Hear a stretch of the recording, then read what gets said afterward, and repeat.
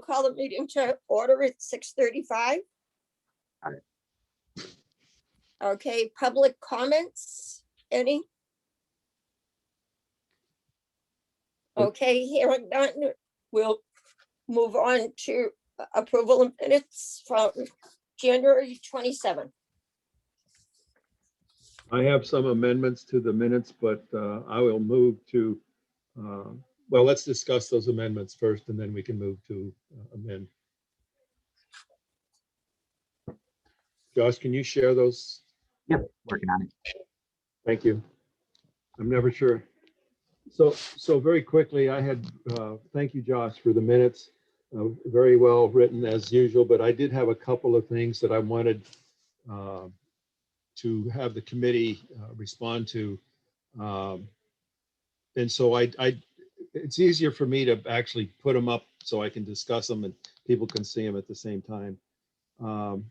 So my comments are underneath the administrative budget.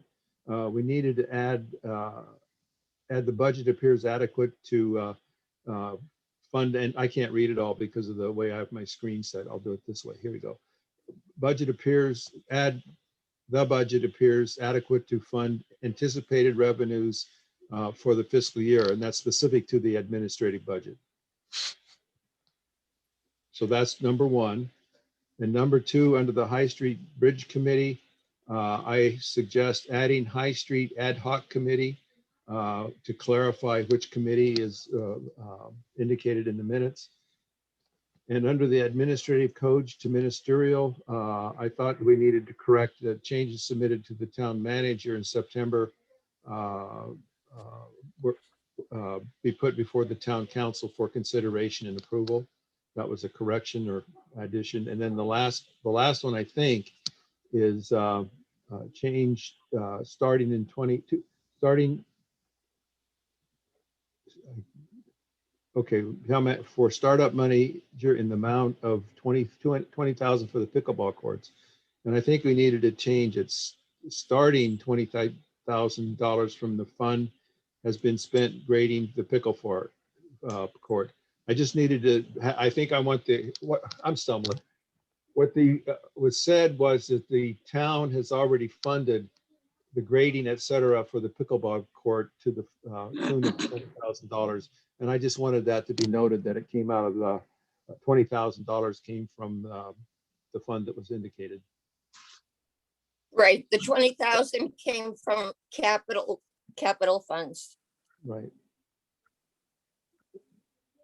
So that way it was clear in the minutes that we had not funded it previously as we had thought we might not have. So what I would do is move to accept the minutes with this subject to the amendments that I've suggested.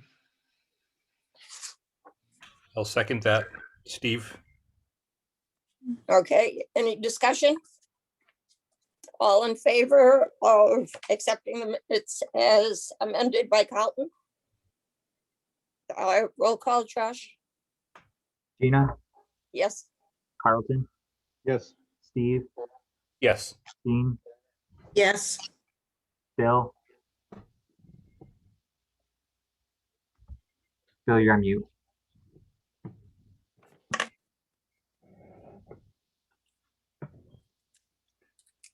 Bill, you need to unmute yourself.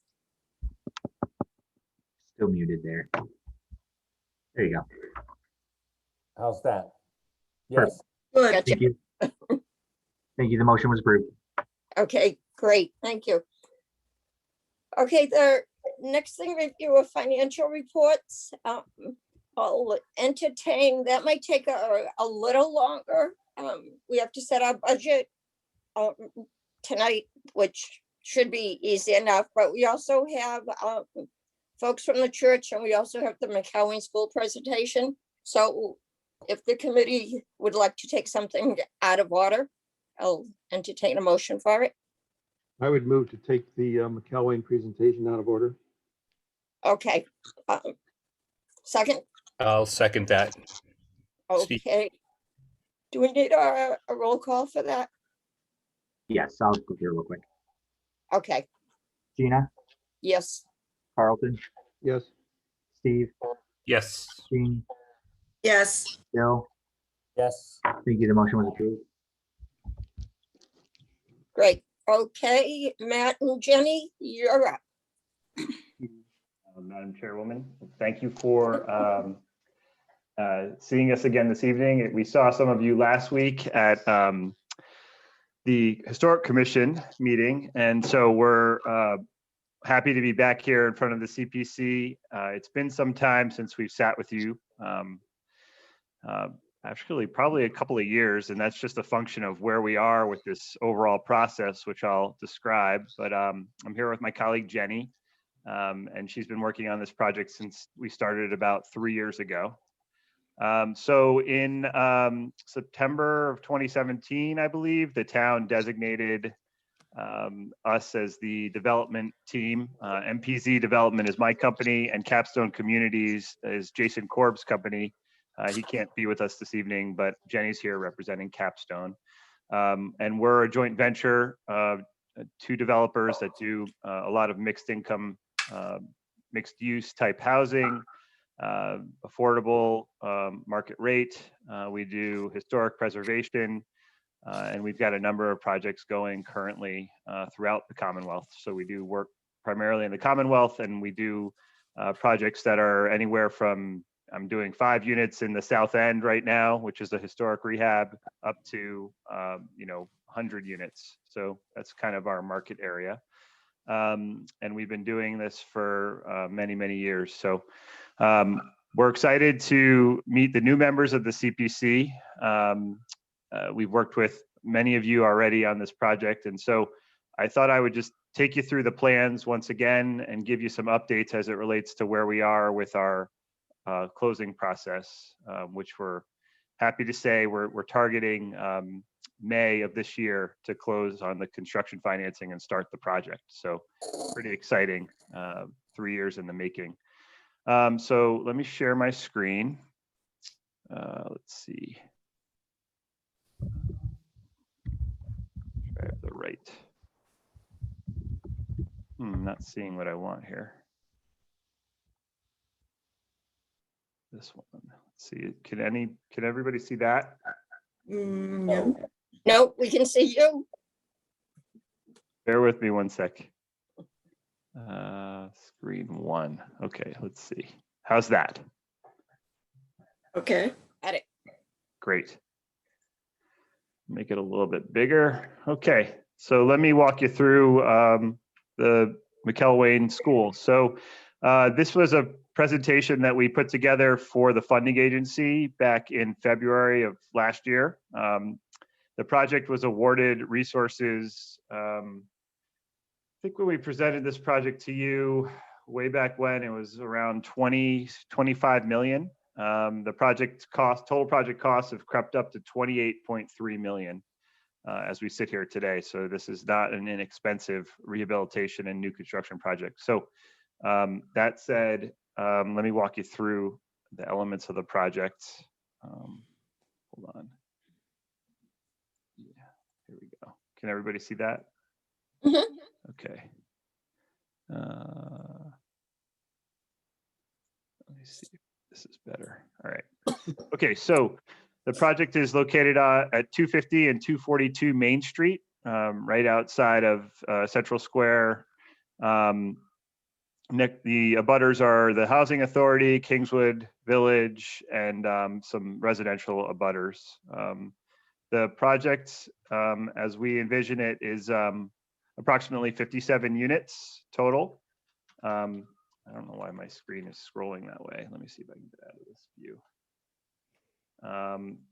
Here it gives you a sense of what's existing on site. So it's the existing school building, the house at 242 Main Street, which is a 3-family house with a barn, and then a proposed new building of 38 units at the back of the site. Here's a nicer looking site plan to give you a sense of what we're proposing. As I said in our when I presented it in front of the Historic Commission, we've made some minor modifications to this plan to account for cost overruns. We had to manage about $1 million budget bust. So things like reducing sidewalks where we could, maybe reducing some of the tree sizes, but not the overall amount of trees, and just refining some of the site work. As is the CPC's mission to do 3 specific things, open space, historic preservation, and affordable housing. We're meeting all 3 of the CPC goals here at the McElwain. We're doing a children's park here, a natural play area underneath the big trees that already exist on site. We're keeping most of those trees. A memorial plaza, which will have a tribute to the McElwain School, and that's something we are working with the Historic Commission on, and we also would like to work with the CPC on doing some sort of memorial here, a totem or a plaque that could have anything on it. We need to figure that out in the coming months, but maybe names of administrators or certain townsfolk people that have gone here to the McElwain. So we need to figure out what we want to do there, maybe some images. There's a flagpole here as well. And then we'll be restoring 242 Main Street. We're using historic tax credits on the McElwain School. We'll use federal and state historic tax credits, and then we'll use state historic tax credits to rehab 242 Main Street, and we'll make that like it once was. I'll show you a photo of it later on in the slide deck. We've got 93 parking spaces.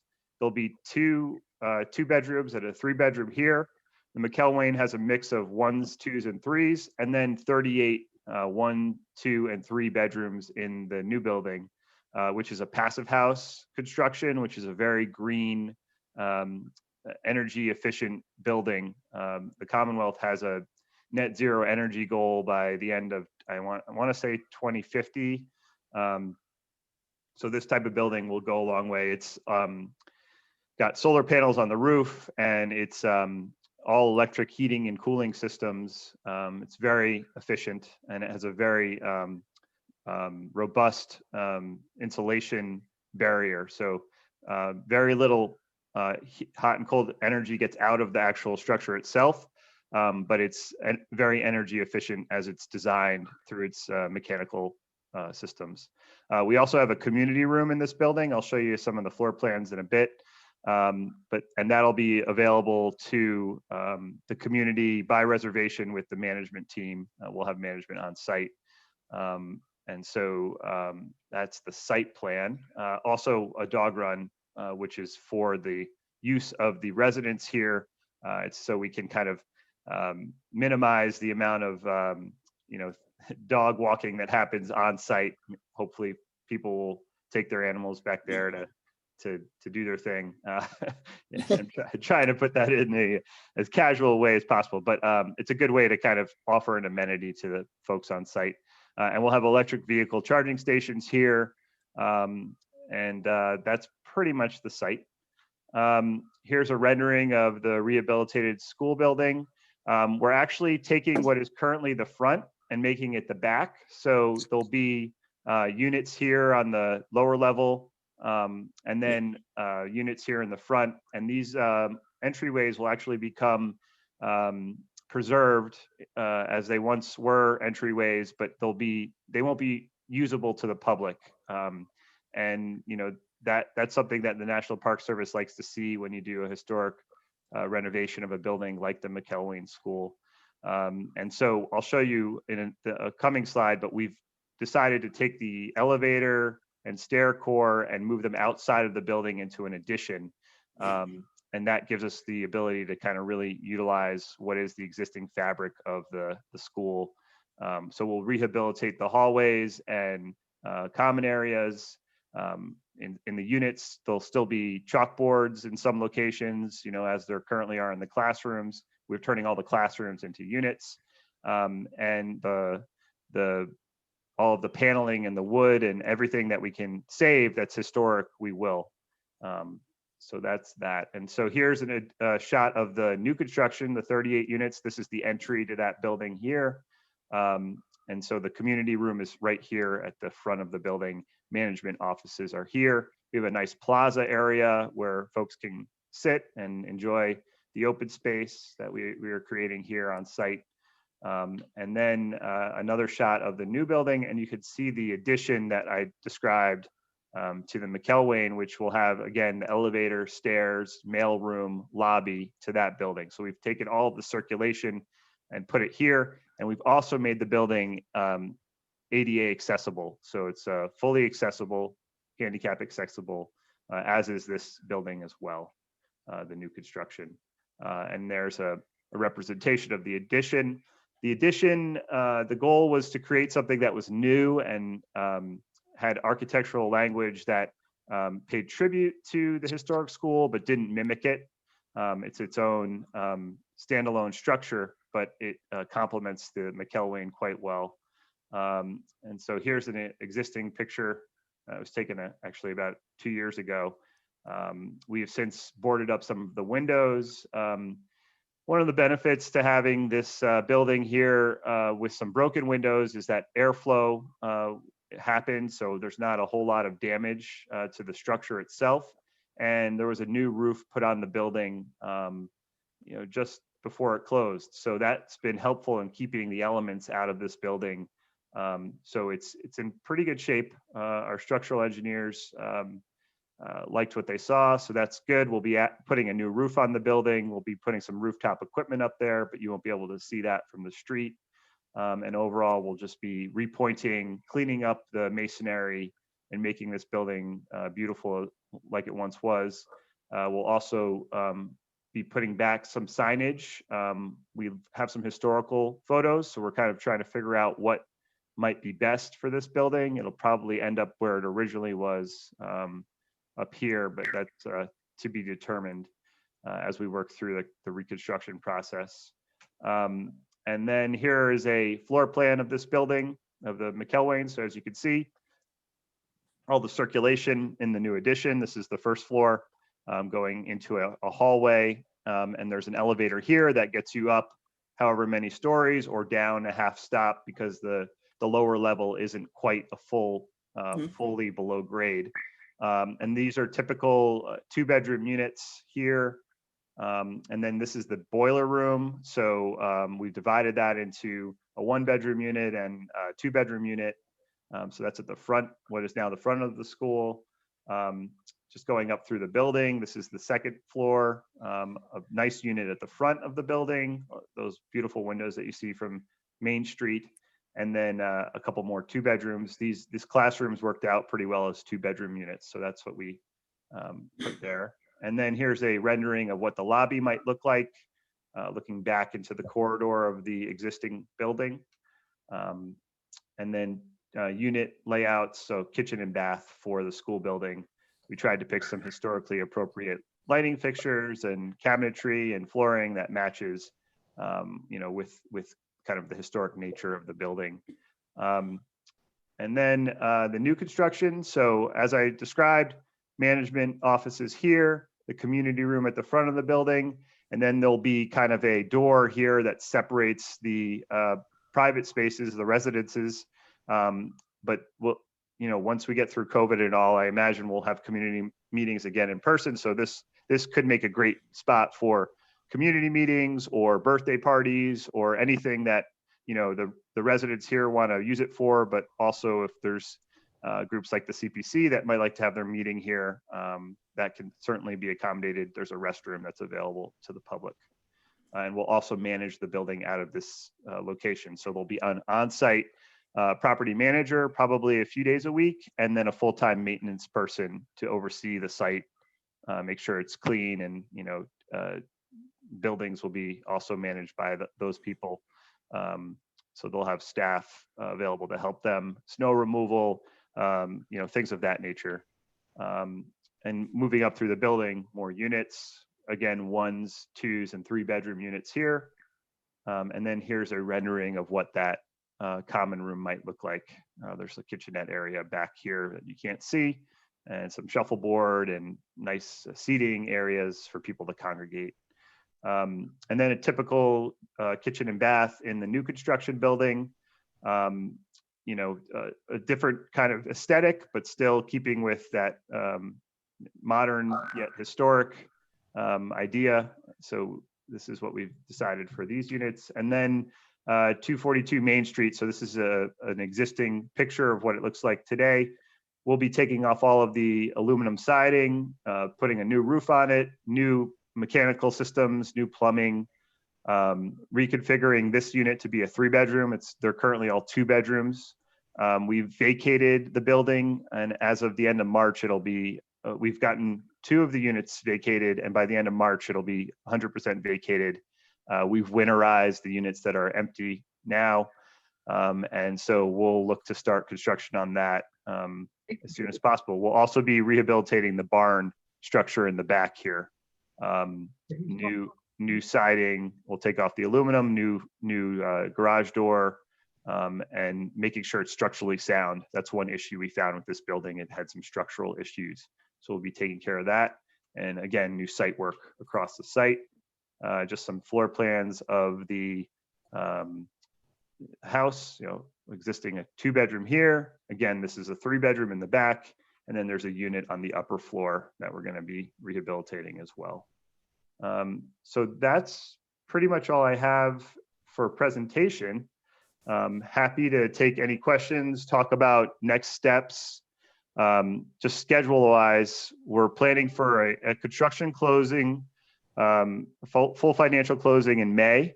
And what that means is that's when we will essentially go to the CPC and ask for the resources. There's been $1,345,000 committed by the CPC for this project from 3 of the buckets, the open space bucket, the historic preservation bucket, and the community housing bucket. That was voted on by town council a few years ago. And so we'll work with you and Mr. Dutton and his office to formalize the deed restrictions associated with the CPC, and we'll also do loan documents. So the resources from the project are structured, from the CPC and CPA are structured like a loan for the purposes of the way that this project is financed. So we have, it's a complicated structure, but essentially what happens is the town makes a loan to the project. That loan comes through a nonprofit partner. NeighborWorks is who we're looking to work with here in Bridgewater. They're local. They provide supportive services and things around the community, and then that will be how we get the resources into the project through the sale of their loan is multi-purpose, but essentially the CPC comes in as a loan through them. So that's pretty much it. I don't know if there's specific questions or if you want to talk through any more of the design elements. I'm happy to talk about whatever you'd like. Yeah. Matt, thank you for a great presentation. As I said last week at the Historic District meeting, I went to school there. I look at it and it's like, oh, that was my first grade room. That was my principal's office. But my father, who would be 106 this year, went to school there. But I have a question. Have you already done the deed restriction, or is that No. to be done? It'll be a multi-party deed restriction. We use the state uses something called Mass Docs. So it's a kind of a document system where they streamline all of their notes and mortgages and deed restrictions. And so the CPC would be a party to that deed restriction. The affordability of this project is much deeper than is required per the CPC. So we have roughly 51 units here that will be affordable up to 60% of the area median income. And I believe the CPC deed restriction is at 80% of the area median income. So, all of the required CPC units will be covered through that deed restriction. And we'll work with the town, and we could, it's probably makes the most sense to go through Mr. Dutton's office, as he'll kind of oversee the Mass Docs, but we're happy to share the drafts with the CPC as we work our way through all of the documentation. When we close these transactions, there's literally, I'd say 20 to 30 telephone books of documentation, because we have something like, I think we're up to like 14 sources of financing for this project. It really is, it takes a village to do a mixed income project like this. And so we've got tax credits of all different types of tax credits. We have all types of soft resources from the state. So various programs like the HOME program is one you might be familiar with. They make a contribution to this project. And then the CPC funds will come in, as I said, in the form of a loan. So there's a lot of different resources. Okay, great. So we haven't, the town hasn't given you a grant agreement yet, correct? We don't have a grant agreement. We have a vote from town council, which allocates which buckets of CPC resources we'll be utilizing. But Right. we don't have But- the next step. Okay. Jen? Jen, are you still here? Jen Golson? Yep. Okay. Yeah, so I think Gina, what you're gonna want to do is have your town council write this. This is beyond me, so you're gonna need Okay. to, I think they're gonna need to form it as a loan agreement document. And Okay. I would look to your town council to do it. This is a very different, much more technical project than I would be able to do. Okay, and what say- did you just just to call it? clarify.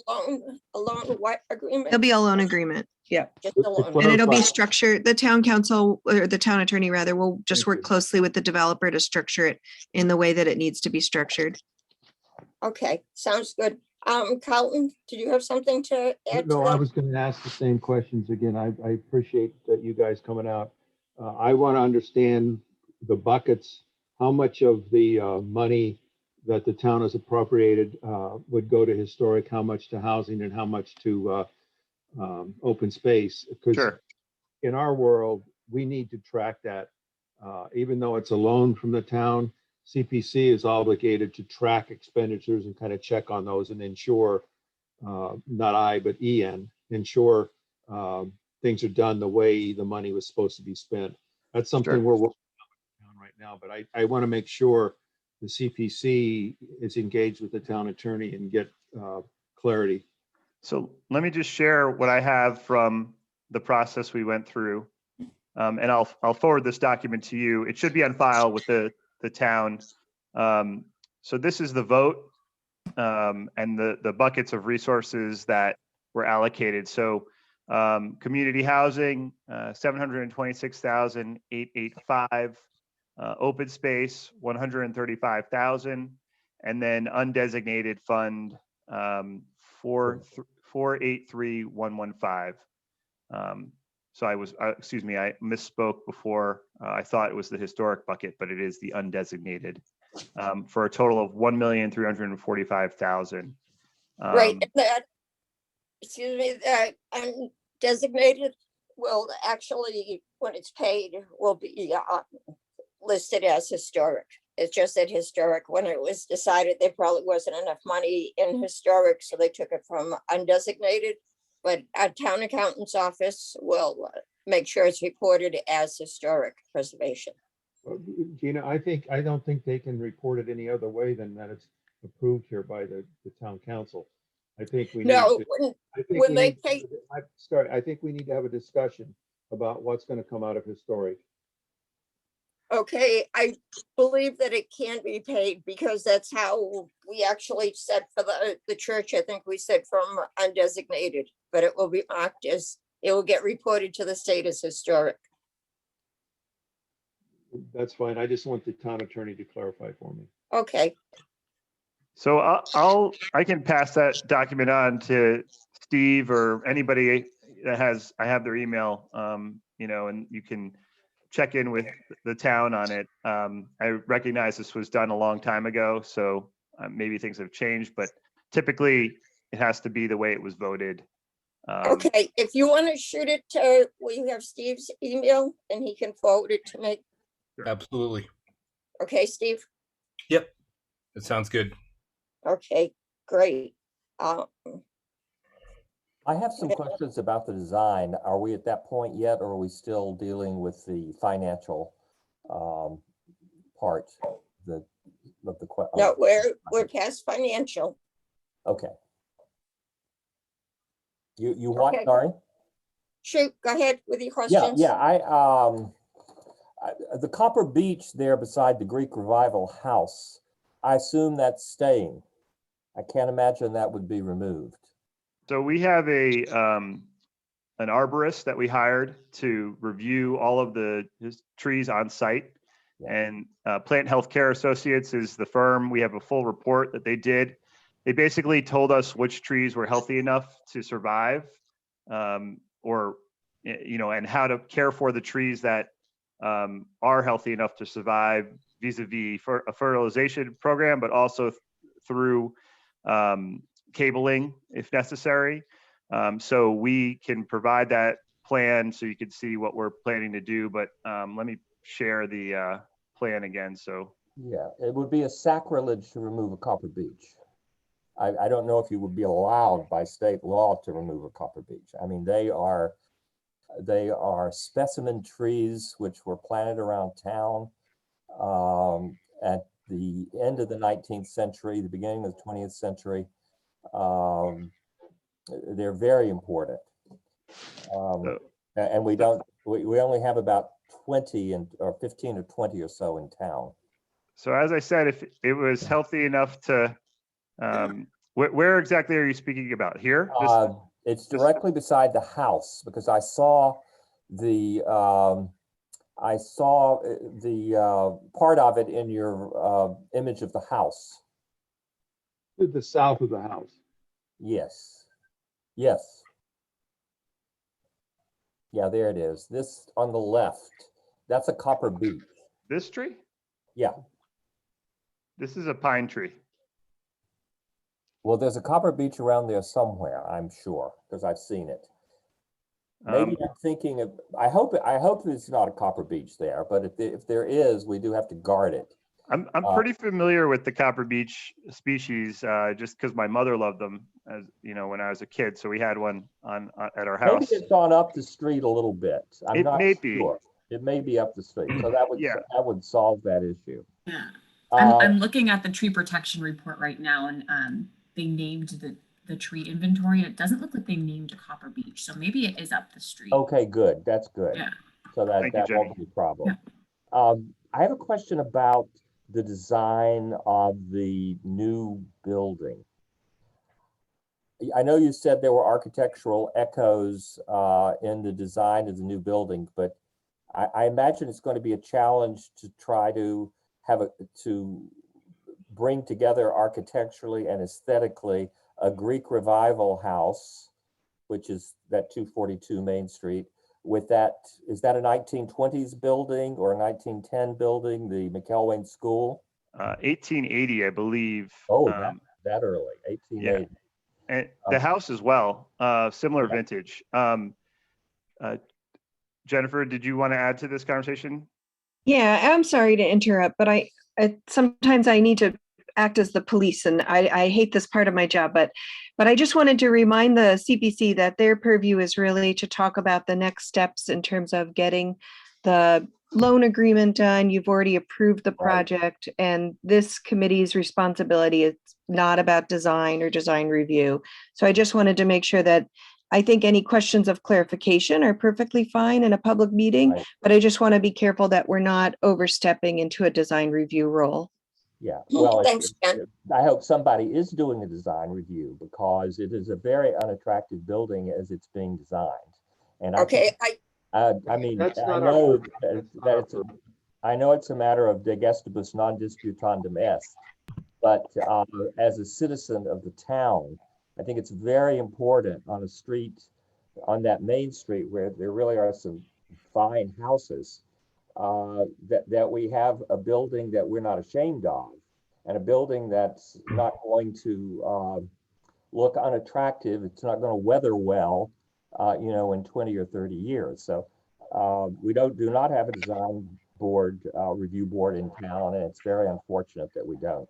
But somebody has to be responsible for overseeing the design of the building, and I don't know whom that would be. So, Bill, go ahead, Matt. I just wanted to thank Bill for his comments. I honestly, we spent a lot of time with Prelich Chalinsky Associates out of Cambridge, working through the plan for this site. And actually, as it relates to working with the National Park Service and Mass Historical Commission, they really frown upon when you try and pair or try to mimic a historic building. Right. So the intent with the new building at the back of the site is really to make it more contemporary. And that's what we've done. It's a flat roof building. We picked a material selection that we feel, it works as it relates to the historic buildings, but it doesn't try to mimic them in any way, shape, or form. And, we really do see 242 Main Street and the historic McElwain as the front facing pieces of this redevelopment, along with the open space that we're creating, the children's play area. So the new building is set back. It's at the rear of the site, and it's really kind of the anchor for the residents that we have here, for their amenities and for the things that, the elements that, you think of when you think of an apartment building are situated back there. But I really do appreciate your thoughts on this, and we have tried our best to think it through and present a plan that we thought was palatable for everybody. Yeah. I guess I was just thinking that more of a postmodern design would be more palatable than a, kind of an ultra modern design. But as Jennifer reminded us, we don't unfortunately have any say so in the decision.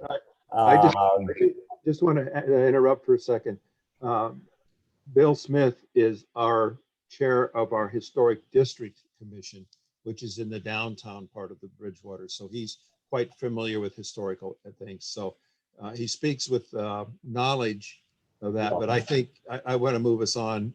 But the new building is behind and well off the street. And I think the shrubbery does a lot well to modify a little bit of the differences. That's a good, I could not tell from those images where exactly it was located. I just envisioned it being pushed out to the street. So I was going to say the same as Carlton. I think in our reviews to the Historical Commission and looking at the layouts, I think what Matt was saying, how it's in the back and it's really kind of like the streetscape is still going to be the McElwain and the 242 Main.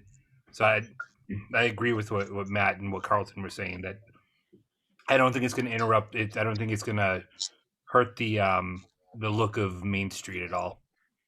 Great. I agree. Thank you, Steve and Bill and Carlton for your comments, and Jen for keeping us on track. I do want to add, I was on the CPC when this project first started, and the developers did work with the town. I can't remember how much. I was just getting involved in it myself, but I can remember presentations and Matt taking, I can't remember the man that was with him, but Jason. listen to suggestions that were made. Yeah, we did a lot of community outreach. We had a meeting at the library where we, had feedback from folks. We met with the abutters.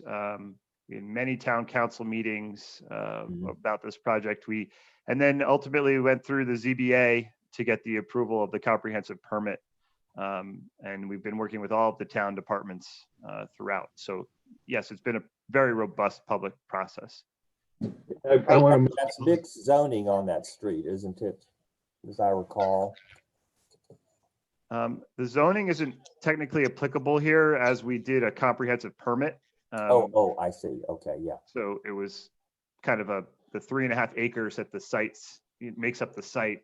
It's the design and the requirements are specific to the site.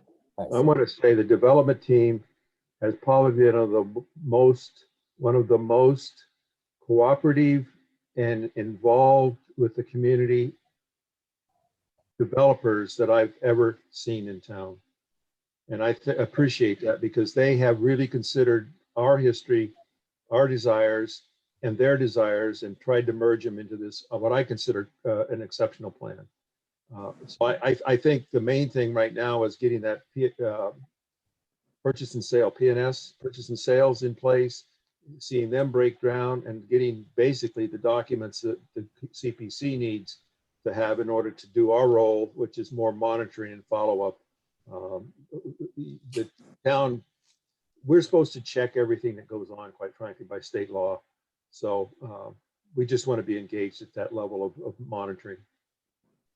Thank you, Carlton, for those comments. We really appreciate that. Yeah, we're fully ready to cooperate and give you all of the information that we have to make this a straightforward and seamless process as we've always tried to do. And so, you know, we'll give you the information as we have it. And if you feel like there's something that you have strong opinions about, you know, we'll work with you to make sure we can address them. Great, thanks, Matt. Any other questions for Matt or Jenny? Oh, I just wanted to let Matt know, I gave Jennifer Burke a piece of artwork that I had picked up at the Congregational Church years ago, $1 or $2. Some local person had painted the McElwain School. So I gave it to Jennifer for you. Great. Oh, nice. Just so you know, I don't know if you know, Gene Guarino is on the planning board. I do. Thank you, Gene. Appreciate that. It's great. We have a lot of artifacts coming to us. Carlton also holds one. So we're looking forward to the bell, reuniting the bell with the school. And Mr. Moore sent me a beautiful picture from his childhood. I think his mother was in it. So there's a lot of history in the school. We recognize that. We, you know, as the Madam Chairwoman here spoke to the robustness of having been in that building and everybody having been in that building, you know, we really want to celebrate that. So that's our goal at the end of the day. I say my daughter went to that school too. Well, so did mine. Anyway, this is fantastic. I'd like us to move forward, but I think this is a great presentation. We appreciate it. I think I speak for the entire committee, and we do wish you great luck. And Great I will planning, be in, great luck. okay, I will be in touch with town manager to have the town council take care of the loan agreement and anything that needs to be done. And to also keep up on the status of the deed restriction as well. Great. Thank you so So- much, everybody. Thank you, Matt. Thank you, Matt. Thank you, Jenny. Bye. Good night. Good night. Okay, next thing is, I'm not sure if we want to take it out of order. We have, I the moved folks to who- take, I moved to take the Central Square Congregational Church grant agreement and deed restriction out of order. These people have been very patient, and yep, we need. do we have a second? I'll second. Okay, roll call, Josh. Gina, Yes. Carlton, Yes. Steve, Yes. Jean, Yes. Bill. Yes. Thank you. The motion was approved. Okay, great. Okay, we have the grant agreement. We have a few things to deal with for the church. The grant agreement, the deed restriction, which actually has two parts because we have to revisit a motion that was passed back in December about just the CPC contracting, the town contracting and paying the retainer, which the town doesn't pay. So the grant agreement, Jen is working on. I actually sent it in last month. Yeah, Yep, that's what I before the was just last gonna meeting. say. Yeah, Yep. okay. I started to choke here, not choke, cough, but thank you. Jen has written it and sent it to Jennifer Burke, who has forwarded it on to the town manager and also to the town council as in town attorney. Tina, can I just clarify that you may be right? I only remember sending it to you and Carlton. I don't remember if it was then forwarded to Jennifer Burke after that. I think you did, because I remember you putting the comment about the, or if we added the line about the grant agreement. But I'll look back. I think we did. And I wrote to Okay. her last week asking the status, and she didn't say she didn't have it. Okay, Okay, but I'll double check for sure. But I think you sent it like right after the last meeting. Okay, so that's where that stands. The deed restriction, we had held off at the last meeting, our last meeting, making a decision. We had a couple suggestions, but we held off because we had already sent it off for the town to the town manager and town, I guess, the town manager to approve. As I said at the last meeting, he, as the town procurement officer, said that we need 3 quotes. Plus the town does not pay retainers. So we have Jennifer Burke has written back to us and offered the services of our town council, town attorney. I have to make sure I clarify council or council, town attorney, to write it, to write the grant agreement. There'd be no charge to the CPC. He would write it. He's willing and able to do it. The second, if we go that route, obviously we're using town services, so we wouldn't need to have the 3 quotes. Second option is to get 3 quotes, and I'm not sure how easy that is, and I'm gonna ask Jen that in a second. And the third is to have the church contract with Brian Pfeiffer. My thoughts as I can see the plus in all 3 ways, pluses and minuses. Being a procurement person by trade, I would like to see the 3 quotes to stick with the state procurement process. Not to bypass the procurement law of getting quotes. In light of that, Jen, how easy would it be for us to get 3 quotes? yeah, I mean, that's easy. We would just want to write up a quick scope of work, and there are lots of preservation consultants out there who I'm sure would be able to provide quotes. Can I just comment on the idea to have the town attorney write it? Sure. I know that it seems very attractive because it would cost no money, but what I wanted to just emphasize is that a lot of the preservation restriction, just like many of you may have seen conservation restrictions or other types of restrictions, the legalese is very boilerplate in them. Mass Historic Commission has a form that you essentially follow. And what you fill in is all of the architectural significance and the protected features. And you actually document all of the protected features and you list them in detail so that anybody coming back to enforce and monitor, they can see the list of protected features. You know, not everything about the church has to stay the same because not everything is contributing to the historic integrity of the church. And so the usually an architectural historian or a preservation consultant would write that because of their expertise. Now, perhaps your town attorney has a preservation expertise as well. I honestly don't know if he has that background or expertise, but I would say that if he doesn't, then he's probably not the right fit to write this document. I think that it's always good to have the town attorney review the document, especially since the town will be the holder of the document. The Historic Commission would be the holder of the document.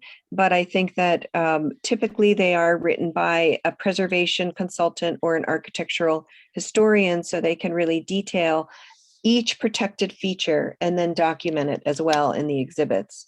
I do have an example of a preservation restriction that we did for the Peter Oliver House in Middleborough. This one is held by Historic New England. And they did it themselves because they're preservationists and have the expertise and architectural historians.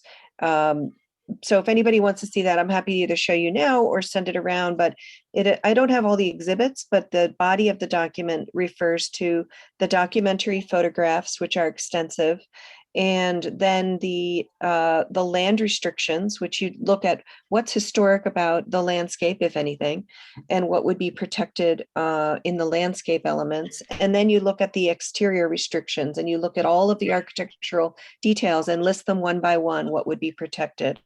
And then you tie it to the photographs in the exhibits so that anybody in the future can come back and look and say, okay, I see in 2021 when these photos were taken that this is the way the eaves looked. And now I see that something has changed about them because we have this document. So that's really when you put together a PR, that's what you do. And I would claim, people can feel free to argue with me, but I would claim it's less about legalese and it's more about having a architectural historian or a preservation consultant's expertise. So I hope that isn't out of place to say that to you No, all, but no, that's my fine. opinion. Right. And that's what I believe. Carlton and I had both responded to Jennifer Burke for the likes. Carlton? Yeah, I think probably that email bunch that I had held in my computer, not knowing, went to Jennifer and asked for the town attorney's qualification. And also asking, does he have the time to do that? Because I think this is not something that we want to sit on any longer. Right. Just to make Right. the money will come out of our admin account. So we were told Correct. that it couldn't come from that. That's not true. It can come from the admin account. It can come from admin. Absolutely. Okay. No question. Okay, I hear a little static right there, so I just wanted to clarify that you said it can. Okay, so Jennifer, okay, I was thinking that Jennifer Burke had gotten that. Hold on, my phone's ringing. Hold, I'm gonna put you on silent for 1 second. Hold on. So basically, I think Jennifer Golden makes an excellent point for the committee. I think if the church can sign a contract, I think then we can do a reimbursement out of the admin code very quickly. Okay, I would still like to see the 3 quotes. If we can do them relatively quickly, just to stick with the procurement law. If the town does not do the procurement, the church procurement process rules. Correct, but to me, that's bypassing the procurement law that we've already been instructed by the town manager about the 3 quotes. That's not if the church does it. Correct, but that's my personal thought, is that we do the 3 quotes. If we can have them, as Jen just said, do a quick scope of work. Jen? Can I just say one more thing? So I hear what you're saying, Gina, and in normal times, I think I would, agree. If the town is doing a project, you absolutely need to follow the town's, the 30B and the procurement laws.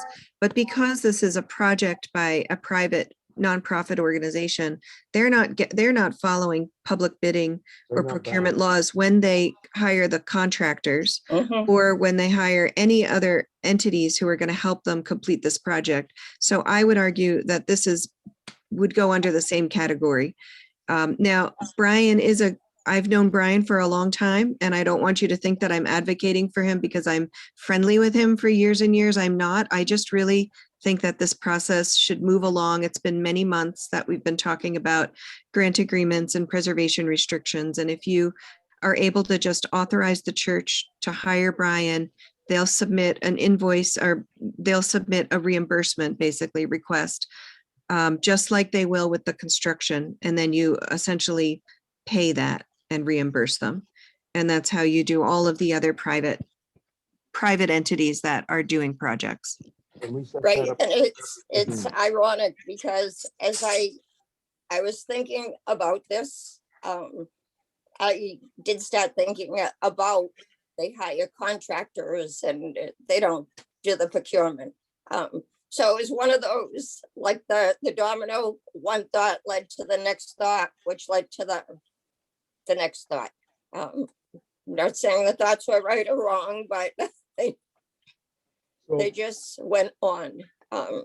Thoughts from other committee members?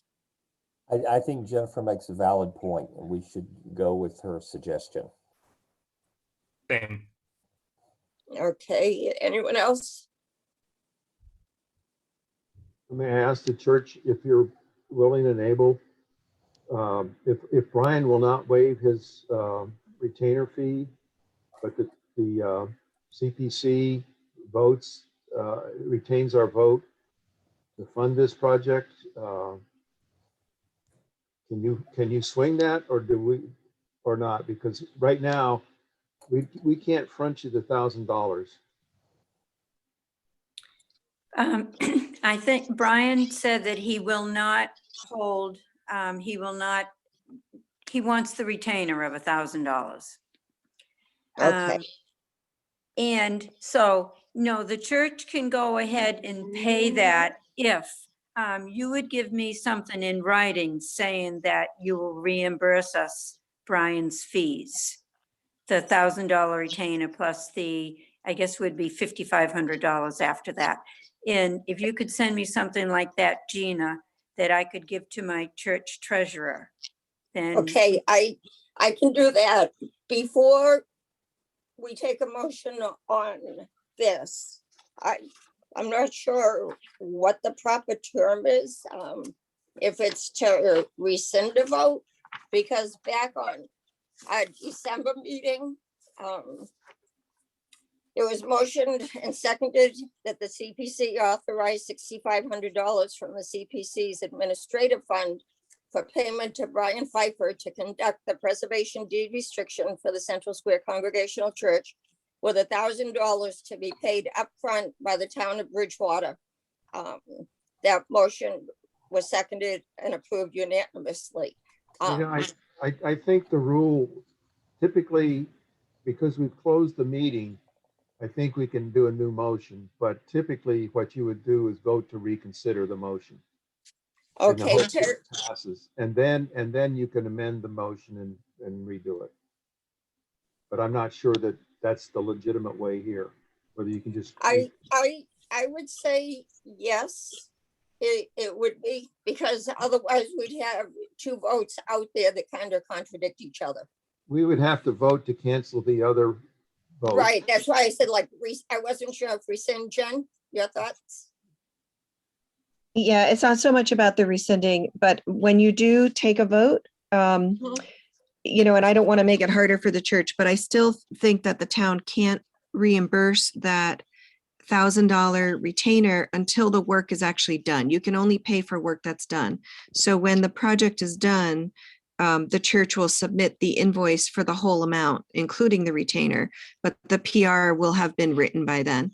And so I just wouldn't want there to be any confusion thinking that you could reimburse them for the retainer before the work's been done. Okay, good point. Very good point. Thank you so much for that. So can the church folks, is that okay? That basically you pay out the 1,000 and then he would invoice you when the work's done, and then we would do the reimbursement. Well, I'm supposed to be at a meeting now discussing this. I think if we can get a letter from, an email from you or something in writing saying that you will reimburse us for the $6,500. Or a formal letter. Yep, that would be no Then, problem. then the treasurer would write the $1,000 retainer for Brian, and then he would do all the work that he's going to do. and then he would invoice us again for the other 5,500. So I guess you're asking us to pay the entire thing and then submit it all to you, and then you will reimburse us. So if I Correct. could just get that in writing. No, I can do that. Gordon, do you want to say something? You're muted. Gordon, you're muted and we can't hear you.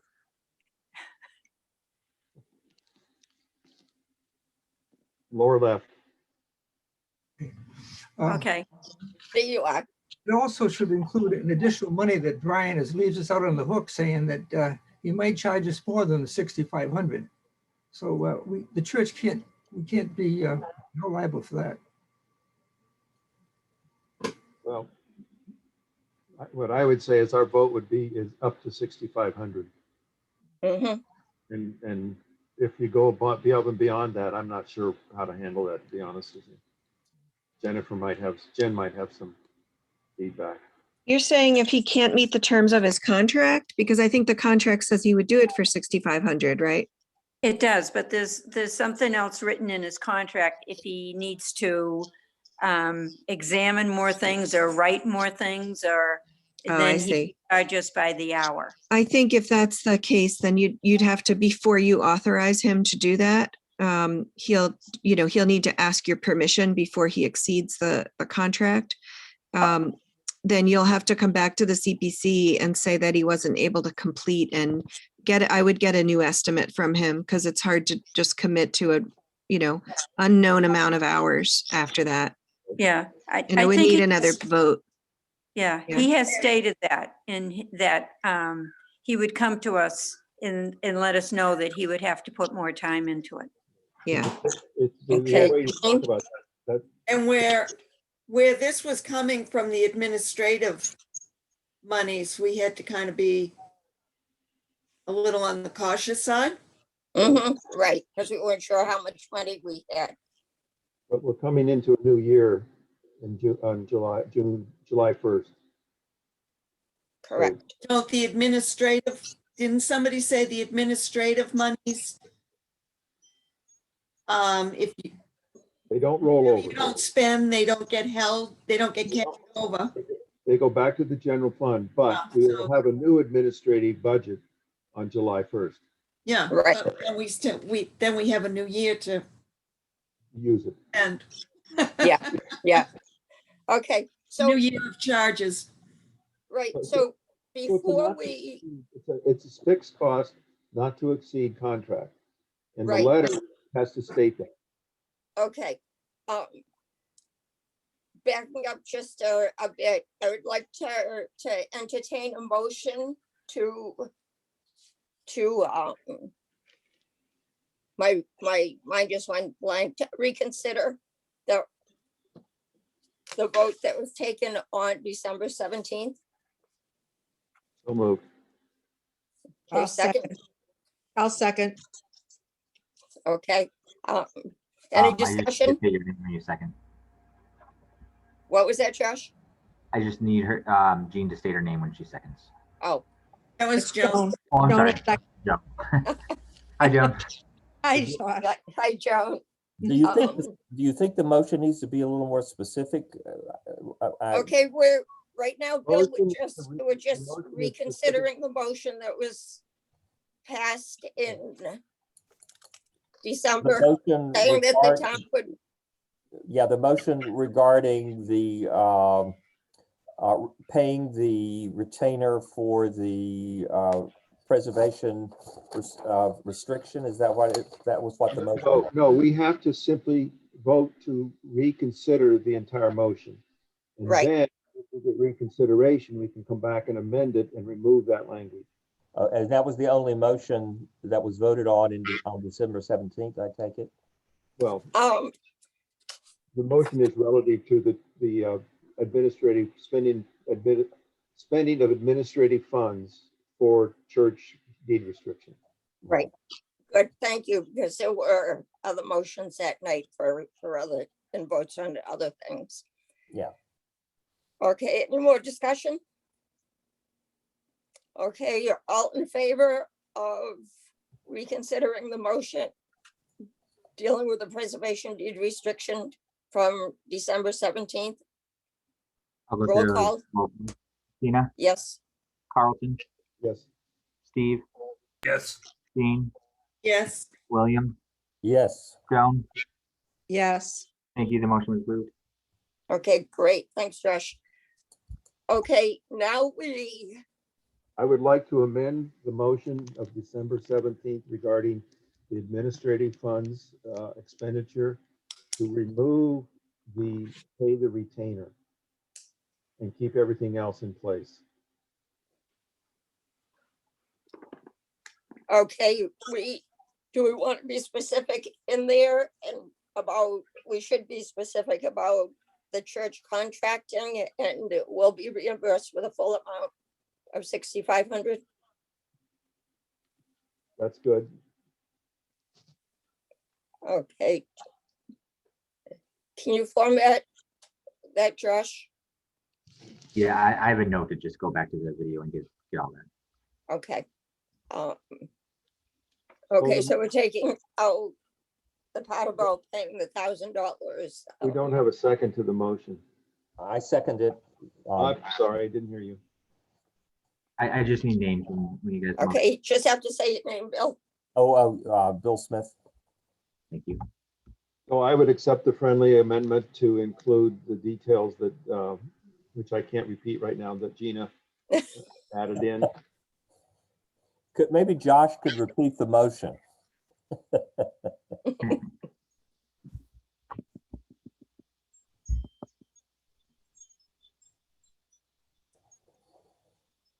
Josh, you're on.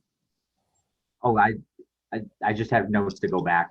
Oh, You okay. guys are coming in a little Sketchy. short. Yeah. Okay. Okay, so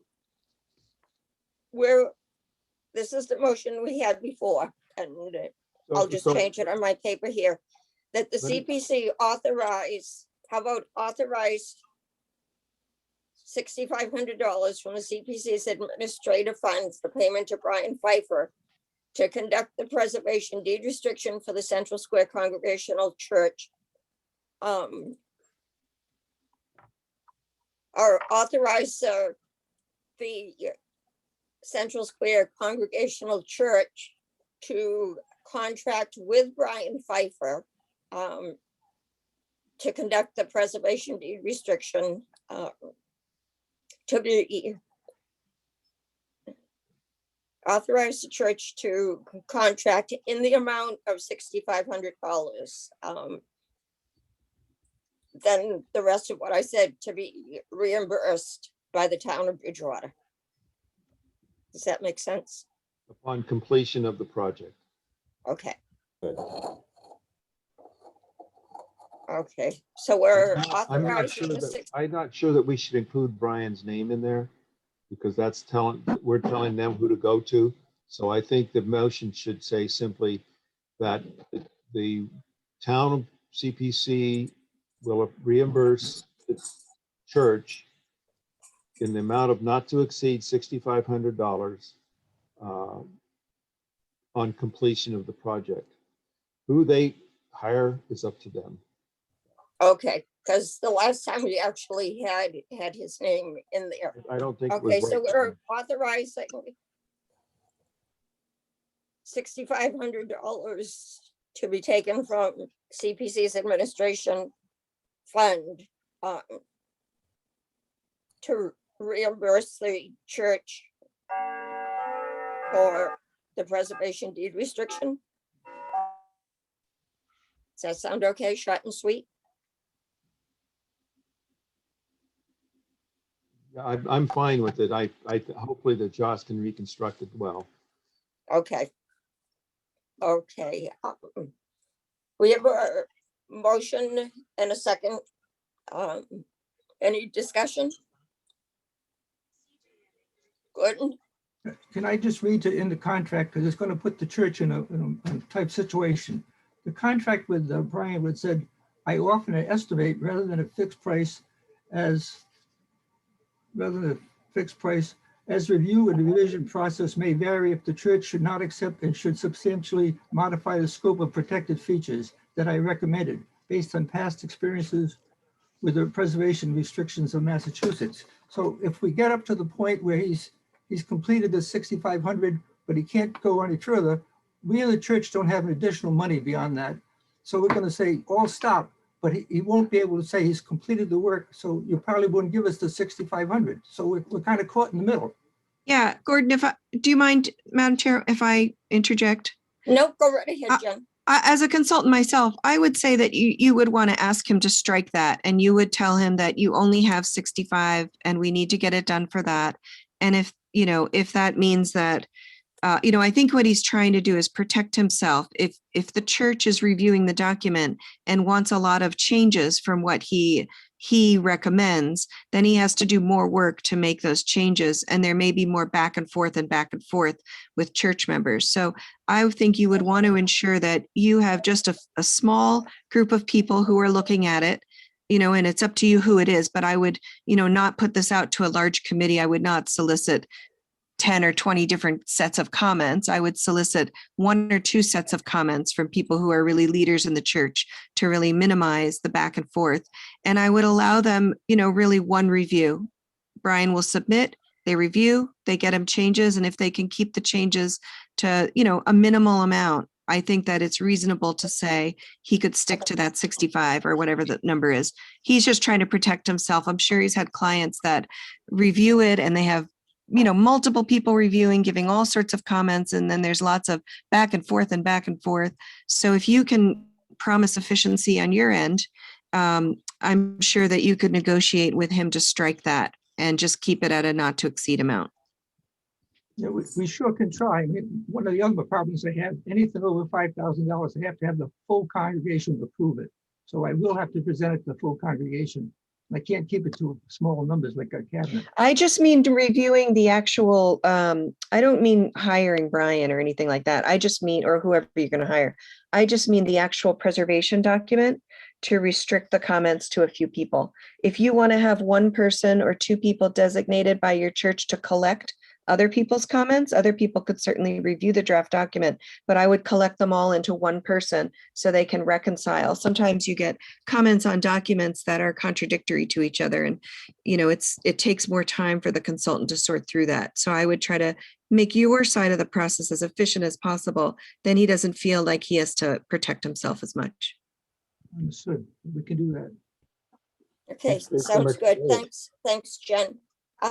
Any other questions or comments by? I thought Brian had done research on the church historically and architecturally in the past, and that's one reason he was considered because of the work that he's done in the past. Correct. Is that right? Right, and that's also why his price is that much less than, well, conceivably. That much less than other preservationists for the deed restriction, because he's done a lot of research already for the church. He helped them prepare their original application. Right. Okay, any other comments or questions? I have a question, Gina. Sure. A letter that I have for the trustee before he can write me a check. Is that going to be an email coming from you, or am I supposed to take this out of the minutes? I can put together and shoot you an email, just saying that as of tonight, we voted, Carlton. I think it needs to be a formal letter. Right. I could Not do an that email. and just attach it to an email too. I would prefer a formal letter that's signed, etc. Okay. Yep, I can get that done. If not tonight, then tomorrow for you. You mean a letter in the mail? It's my puppy. I'll hand deliver it if it has to be. Right. I was gonna say, you're right in town, so, or I Yeah. can drop it off to the church or to someone. Okay, I do have somebody coming to my house talking about quotes, to give me a quote for some repairs in the morning. And after that, I'm free. So you could have the letter sometime tomorrow. If that's okay. Okay. Oh, that's wonderful.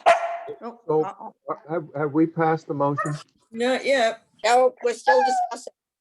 Okay, if there's no more discussion, comments or questions? Okay, seeing none, Josh, roll call. Gina, Yes, Carlton, Yes. Steve, Yes. Dean, Yes. Bill, Yes. Yeah. Oh, Sorry. Joan. yes. Thank you. The motion was approved. okay, great. Thank you so much. One more hurdle passed. And we're getting, yeah, so I will get you the letter at some point tomorrow. Who should I contact to drop it off? Should I, Barbara, or, Do you want me to meet you somewhere? sure. I'm not sure what time yet, though. Okay, I'm home all day tomorrow and, I'll send you my contact phone number. Yeah, and then that's maybe what I was we can- gonna, We can yeah, meet shoot at the me- church. yeah, maybe. shoot me an email with your phone number. Okay, okay, and then we'll meet at the church or somewhere. Mhm. Okay, great. Sounds That'd be good. excellent. Thank you. Great, thank you so much. Okay, thank you. Okay, great. Okay, back to review of financial reports. I sent out a couple of things. I had a nice conversation with Tony Salmonte. I just had questions, and I know we always seem to have questions on how to read these reports. He explained a lot. Not professing to be the expert on these, but I sent those out this afternoon to you, and I also sent later, probably around supper time, the recommended budget form. I don't know if you've had a chance to see that, but if we want to first just look at the reporting sheets that were sent out. I don't know if you've had a chance to see them. Josh, can you put those up? Do you have them handy? Yeah. In just a moment. I couldn't open that spreadsheet for some reason. I don't know why. That's not unusual for me, though. I was gonna say, you hooked into Carlton's computer. Not No, alone. I could, You're not I alone. just tried to open it right now and I couldn't open it. Well, yeah, I couldn't either. So I'm glad you said that. That's so weird. So I don't Josh, have could- any. Yeah, he's gonna share the budget sheets. Yep.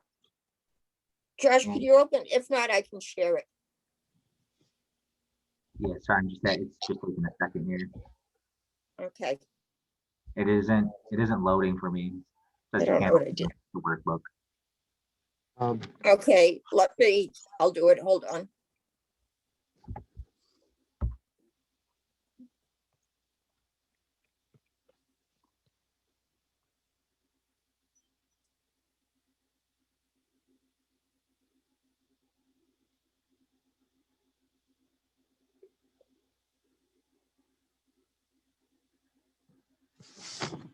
Okay, how do I have the report up.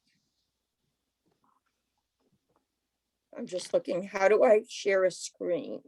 Go down to the bottom. It says. Oh, wait a minute, Zoom right here. Okay. Got it.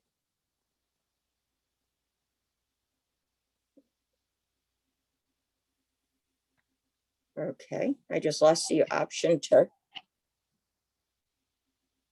You have to go to share screen first and then bring it up. okay, share content. Okay, Josh, did you make me, Everybody should be able to share. Yeah, I see that. okay, so if I go to my Zoom.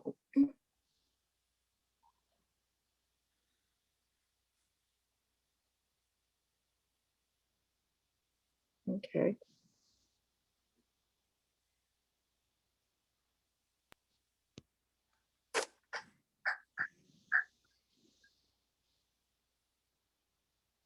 Okay, it says it's doing a broadcast, but it's spinning.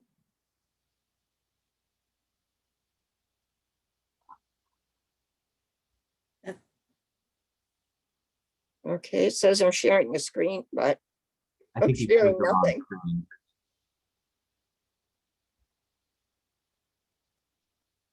Okay, let me go back. Okay, so I have Your share screen, content. You'll want to make sure to click the Excel page. What do I want to make sure, Josh? I'm sorry. So when you open up the share screen, it should give you different screens to choose. You'll just want to make sure that you're choosing the Excel. Okay, so I have, You have the Excel sheet open already? yep, Okay, so that should be an option when you're in that share screen button. okay, and I can share it to Zoom.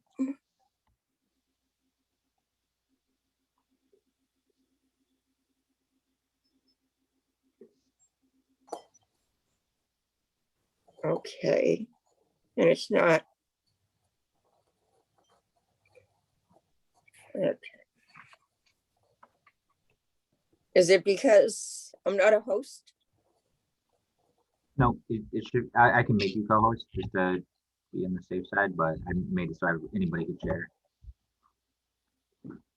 Okay, so let me go. I'm trying to share it right now. But it's not letting me get to the document I had.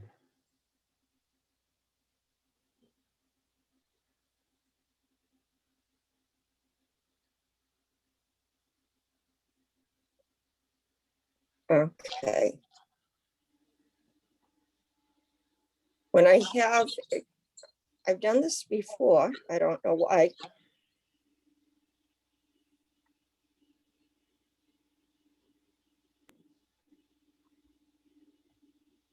Okay, are you guys seeing anything? Screen broadcast, that's all. Yep. Yep. Okay, let me stop that.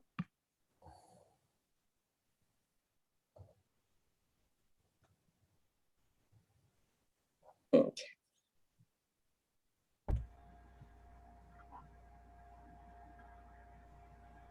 Okay, I'm going to try. What am I going to try?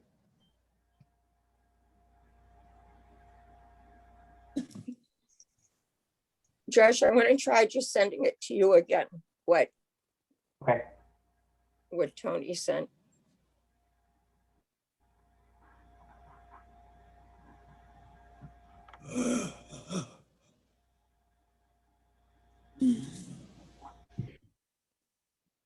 I think I'm almost there. Okay,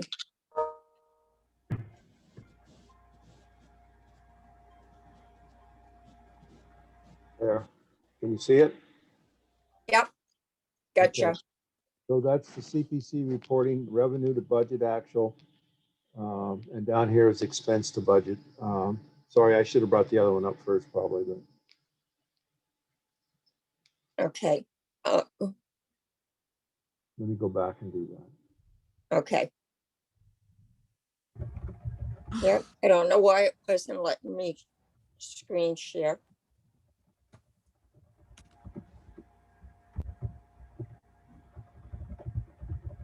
Okay, Cal, you're bringing up the balance sheet. Yeah, I got too many things going on.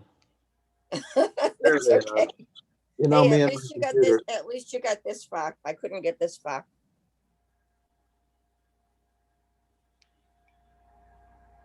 Ah, crap. Sorry. Revenue. I don't know why it's not sharing that one. Can you scroll it down from the side? Unattached, CID, PDF. Open.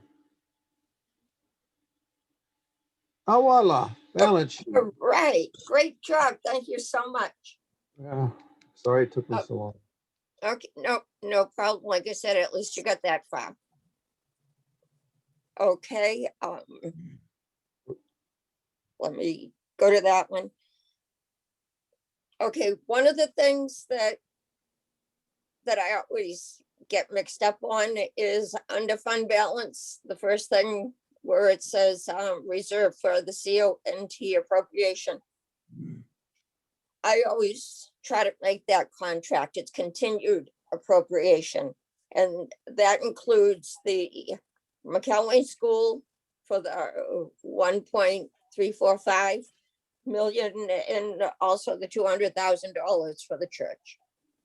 So that's a continued appropriation. There, next to the last item, the fund balance designated for special purposes. That's something that was put in ages ago into the budget and it just carries forward.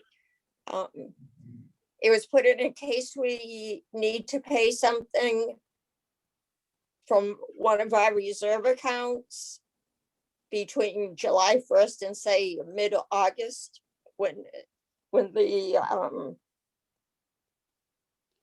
reporting, I don't want to say budget because the budget's already decided, but before it's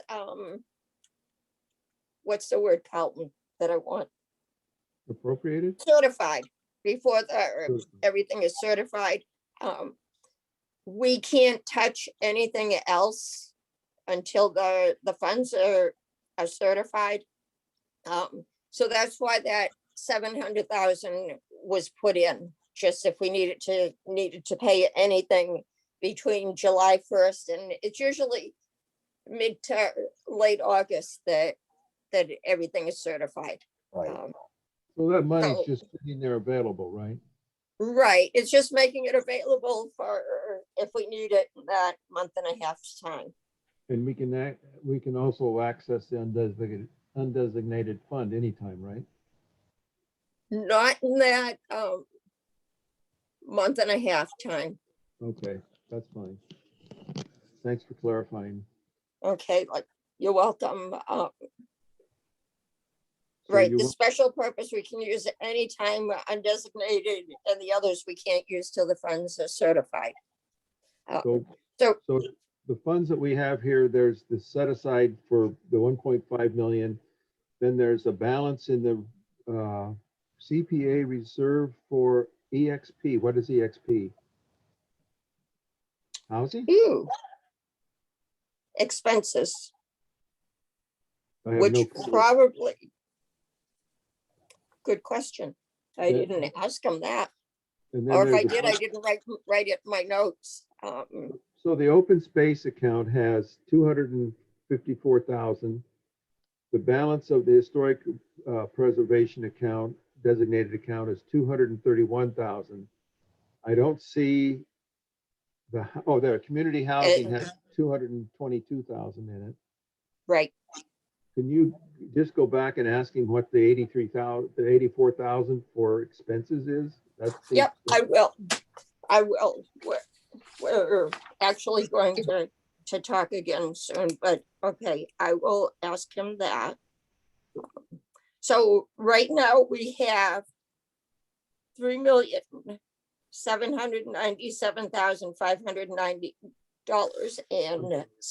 $3,797,590.68. available. Questions on that sheet? Okay, Well, what will be taken out of that $3 million? I mean, there will be expenses between now and July, right? correct. So if you That's in look the next at, sheet. Carlton, can you bring up the other one? There it is. Okay, the top one just shows the revenue from the taxes and the state revenue. But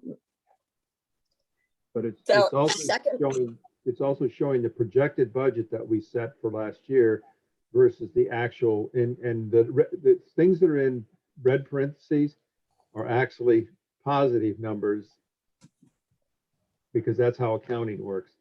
So Right. we expected 630,000. We've already received 118,000, and we still have a quarter to go in terms of real estate charges coming in. Right. Am I correct? Right, correct. And then there's, Yep, and the same thing for the state revenue. well, the state revenue actually had $87,000 more come in than we anticipated. Correct. Correct. Okay, so the next one, the expenses budget to our actual first column is what was budgeted 2021 projected that we're going to spend. Middle column 2021 actual, that's what's actually been paid out. And the As of the available is what's left for that. The one thing that's, let me see, it They was doesn't appear, going, it doesn't appear that they've cut the check for the coalition dues yet. right, I talked to him for that, that's being done. We did talk about that. The other thing that's, I'm looking to see, he did add it in. This was an updated sheet, the one that he had sent me yesterday, didn't have the 200,000 for the church, and he did add that in. So that reflects everything that we have committed right now. And there's the McElwain also individually. Right, And the rest shows the payouts that they do for the Keith Homestead and the Academy building, both interest and principal. correct. Okay, one thing that.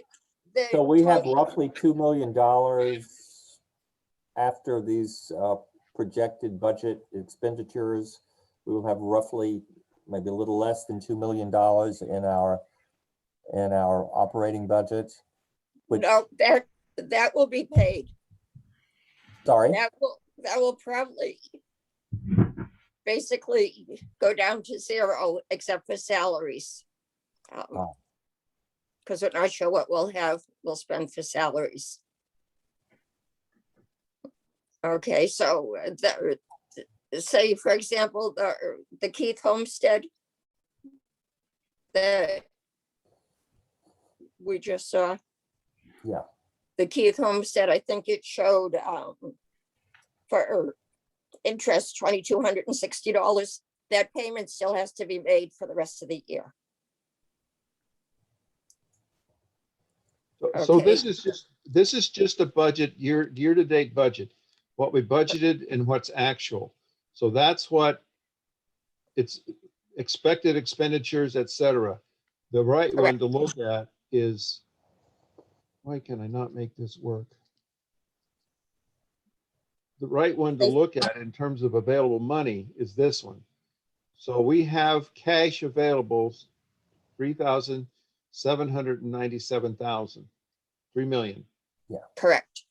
Okay, and that 3 million, there's appropriations that are basically in place, especially the CPA reserve for continuing appropriations.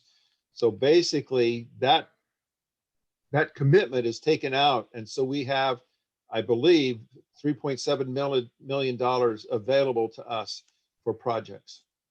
Correct. for new projects? Correct. Right. Well, we're very fortunate that we're able to roll those leftover funds into the following fiscal year. That's why we built up this kind of reserve. So the CPA law requires it. This is one thing that's an exception to use it or lose it. Right. Okay, That's so wonderful. We're very lucky. okay, if there's no questions or comments on the sheets we've looked at, the last thing we have to do is set our budget for next year. Calvin, did you get that? I sent that late. I can't open it. Nobody can open it, Gina. Oh, that's the one that you can't open. Oh, okay. So it's only 4 or 5 lines. So can you just go through the lines? that are Right, in there? what we It's anticipated with our CPA surcharge of 2% that we're getting $700,000. The state match is 175,000 and interest is 3,000. So the estimated revenue for the year is $878,000. The law specifies that we have to reserve a minimum of 10% for community housing, 10% for open space and recreation, and 10% for historical resources. In the past, we've stuck to the 10%. Last year, I think we went a tad more. So last year we expected for 2021, this fiscal year, we had set aside 630,000 as an expected revenue. And we're now increasing that to an expected revenue of 700,000. That's what the town is recommending. State revenue last year was expected to be $110,000. And the actual, because of what the new regulations that were passed, it comes out to almost 200,000. So we had an increase of 87. And so he's increasing, suggesting that we budget $175,000 for state revenue, which is, it's a little bit lower than we got, but it's probably conservative. If the housing market goes south, then we would not see the 197,000. And then the interest we got last year was, we budgeted 7,000. Oh, I see. We budgeted 7,000 and basically we'll probably see 7,000 again. That's interesting. I guess the market's gone, interest rates have gone in the wrong direction. Right. I wish they'd go in the right direction for. Okay, so he's estimating our revenue to be 878,000. So we can stick to reserving a minimum of 10% for housing, open space, and historical. For the other thing we have to reserve is at least 5% for administrative expenses. Okay, and We can reserve less, but we should never do less. right, I believe that's a minimum. No, it's a max. For administration services? You mean? Actually, that's right, he has, Probably okay, is, probably is. okay. He's saying not greater than 5%, okay. But So- we spend much more on historic preservation than 10%. That's the minimum, right, that we should spend. Right, No, but it's if not we the put minimum. into the balance, and I actually wrote this question back to Tony, and he was getting set for another meeting, so we're gonna talk more on it tomorrow. Because I said, okay, we have $878,000. If we put 10% in each of those pots and 5% in admin, does the rest just naturally roll into undesignated? And his answer was, hold on, let me go back to his answer.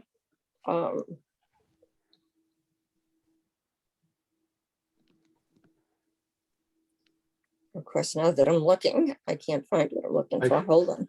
While you look, I believe the answer is yes, we would have to put in the remainder into undesignated fund. Right, he said, we typically reduce the revenue based on your budget, but we could use a budget amount for the difference. We can talk tomorrow. So it sounds like it would go into that, they would decrease the budget by that and put it into undesignated? Correct. Is that what it sounds? Jen, do you have? 10% is $87,800. Okay, that's 10% of the 878,000. So 87,800 would go into historic, 87,800 would go into housing, and 87,800 would go into open space. And those are, the accounts that we use, they're the first go-to accounts that we have. If we don't have Correct. enough in those accounts, we then go to the undesignated fund. Right, Or that other one that's carrying 700,000.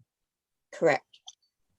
So basically, what he's looking for us to do is vote on whether or not, what dollar amounts do we want? We can go above the 10% for the undesignated funds, but I don't see any real reason to do more than 10% or the 5% for the admin. Because we have the flexibility to go into the undesignated Correct. anytime we want. Mm-hmm. So, And we would only go into the, say, if we wanted to put more in, that would be if we knew there were upcoming projects or upcoming projects that would be for like the either historical preservation or anything like that. Right. If we Right. knew- We can pay those like we did for the church. We took it under out of undesignated rather than completely wipe out the historic preservation. So as I was saying before, they can pay it from undesignated, but say it's something for community, for historic preservation. It will still get reported to the state on I'm probably going to say it wrong, CP1 or CP2 or CP3, whichever form it is, that as it gets reported to the state, it does get reported under the proper category, even though it's paid out of our undesignated. All we're doing here is, the critical point here is what is our estimated revenue? yes. And that's the critical element. And then it's prescribed or allowed, but by prescription, we would do 10%, 10%, 10%, and 5%, and the rest goes to undesignated fund. That would be the recommendation if we choose to do that. That would be the recommendation we give back to the town for their budgeting calculations. Mhm. And they do estimate revenues low, because if you estimate, if you estimate the wrong direction, you have serious issues. Correct. It would seem to me the issue that we have to really be careful with is making sure that we spend 10% in some of these areas, like community housing, for example. And with historic preservation, we always seem to have those projects going.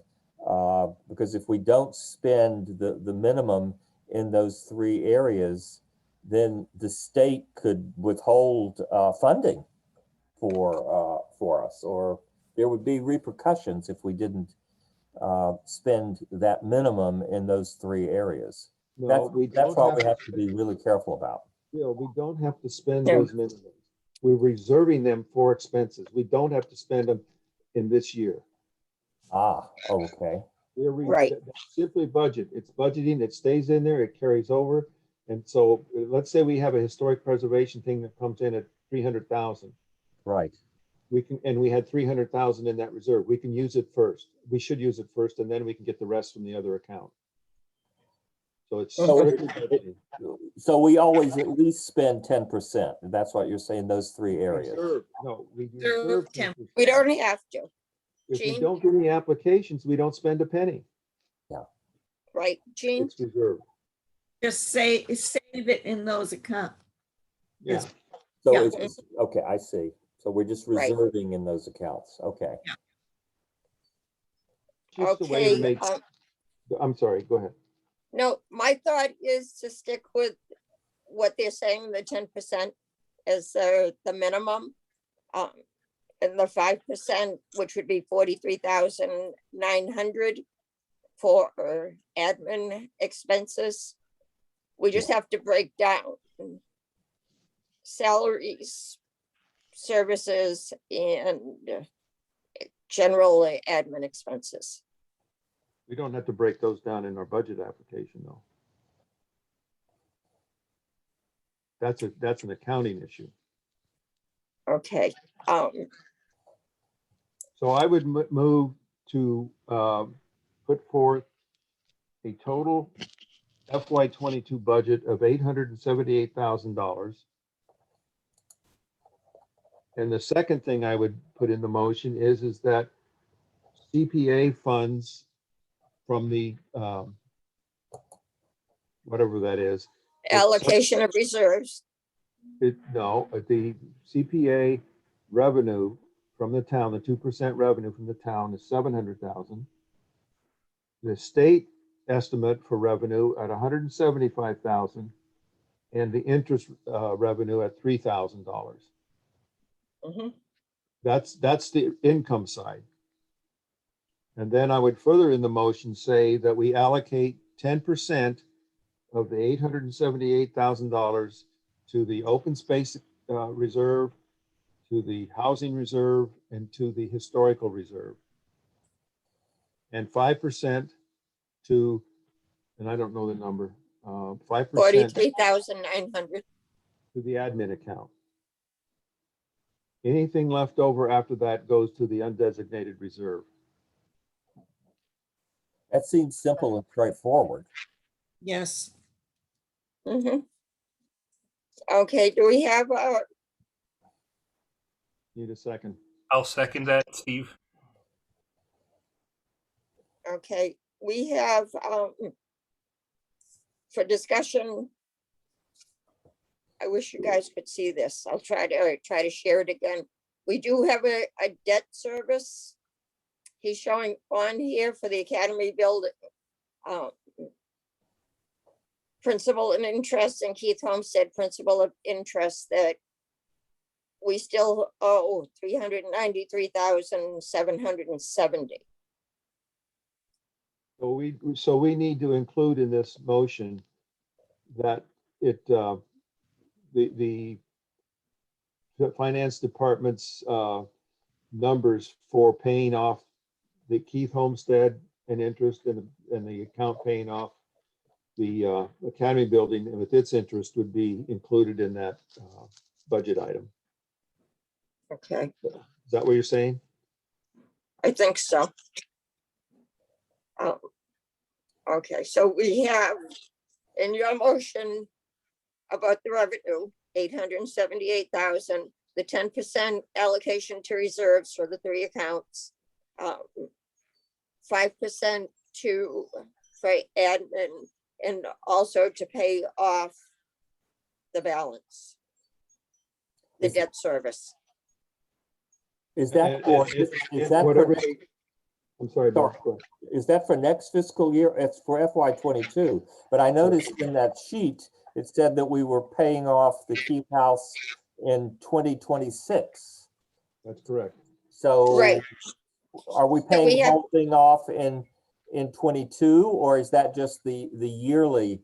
That's yeah, the yearly. Okay, That's what we pay per year. okay. We'd have to go back and we need to think about this. We have enough money that we could pay whatever the Keith House budget remainder is. I don't remember what it is. But if it's Okay, 300 Keith I Homestead, was thinking that. I couldn't get rid of it. Yeah, we're paying for Keith Homestead just for interest, almost $4,200 next year. 42 or 42,000. Right, and the principal is 35,000. So you're right, we can look What's your- into that. But We're what's not your money on the getting any principal? interest on the money per se. Correct. Yes, Let Jen. me, when I talk to Tony, let me ask him how we would go about doing that. Can we pay it off? That's the question I have is what's the payoff amount? yeah. Okay, payoff amount. Yeah, and I would also just ask Tony if they recommend doing that. There may be some reason that it's not beneficial to do that, and I just don't know the answer. That Okay, could, good- that good could be point, the Jen. question, yes. So we could add, well, I don't know how to do the payoff. We could do that. We can do the payoff thing later. But this is just a Right. budget effort.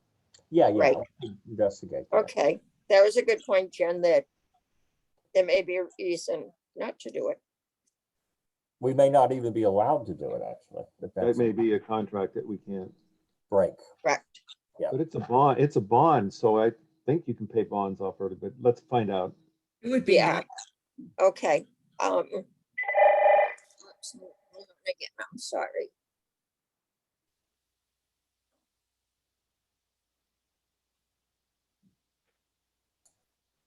Sorry about that. Okay, so we have a motion. I'm wondering if, okay, so we have the anticipated income, 878,000. Do we have to take that debt amount off of that? And then he shows a total surplus deficit of 484,000. No, what we're doing, we're telling him, what we're setting is the budget amount for FY22. But we're also agreeing that the payoff amounts would come out of the, I'm not even sure if we have to do that, but if we do need to that, that you are simply saying you will pay this amount from the appropriate accounts. Right, okay, so yeah, so that would still leave us more than, say, call it 90,000, just for my brain to, it's 270. Yeah, we'd still have plenty to pay that off from the 878,000. Okay, He'd have to I give get us that. numbers on that. yep, so we have a motion. Any more discussion on that? Okay, hearing none, a vote on the budget as motioned. Roll call, Josh? Tina, Yes, Carlton, Yes, Steve, Yes. Dean, Yes. Bill, Yes, Joan. Yes. Thank you. The motion was approved. okay, great, thank you. That was semi-painless, actually. The painful part was me trying to share the screen. Thank you, Carlton, for sharing yours. oh, no problem. Okay, moving on, the High do we Street need a Bridge. separate motion, excuse me, Gina, do we need a separate motion to authorize you to investigate paying off the debt for the Keith House, or can we just do that? We can just do that. Okay, and then you Yep. can report back and then we Yep. can decide. Okay, so I'll just fill out this form. Or tell Tony what we're doing. Send it off to him, and I'll also talk to him about paying off the debt. Okay. Okay, High Street Bridge, Steve or Carlton? Are we ministerial code change first? On the agenda. Are we looking at the same one, or is it a revised agenda? Okay, let's go back to the, you have the lead. I probably have the wrong one. Yeah, I don't see it on the one that we're looking at. Yep, okay, High Street Bridge is next. Okay. I can give a update on that. The High Street Bridge ad hoc committee, the committee we met this week. Let me bring up some information. Basically, what we're looking at right now, the discussion at the last meeting was talking about, like, we're trying to come up with potential mitigation measures for the site when the bridge and the dam are removed. Some of the discussions that we had were what can and can't be done. Some of the requests for having, like, say, like the old warehouse being turned into like a museum, kind of like that being rebuilt, or something being done further down, like doesn't have a direct impact on the High Street dam. Those things are mitigation measures that are kind of out of their scope. So what we did was we kind of like we tried to try to lay down what mitigation measures we would have, which would be like interpretive signage, potentially saving some of the slabs that are taken out of the dam, so so that they could potentially be reused. we have we had Stephen Black, the steward for the Iron Park. He spoke and kind of gave his impressions. I think that basically what came out of it is that I think that one of the main things is that we're looking at it is interpretive signage, which is something that could be we could be looking toward CPC funding to fund that partially, potentially, if we want to look into that.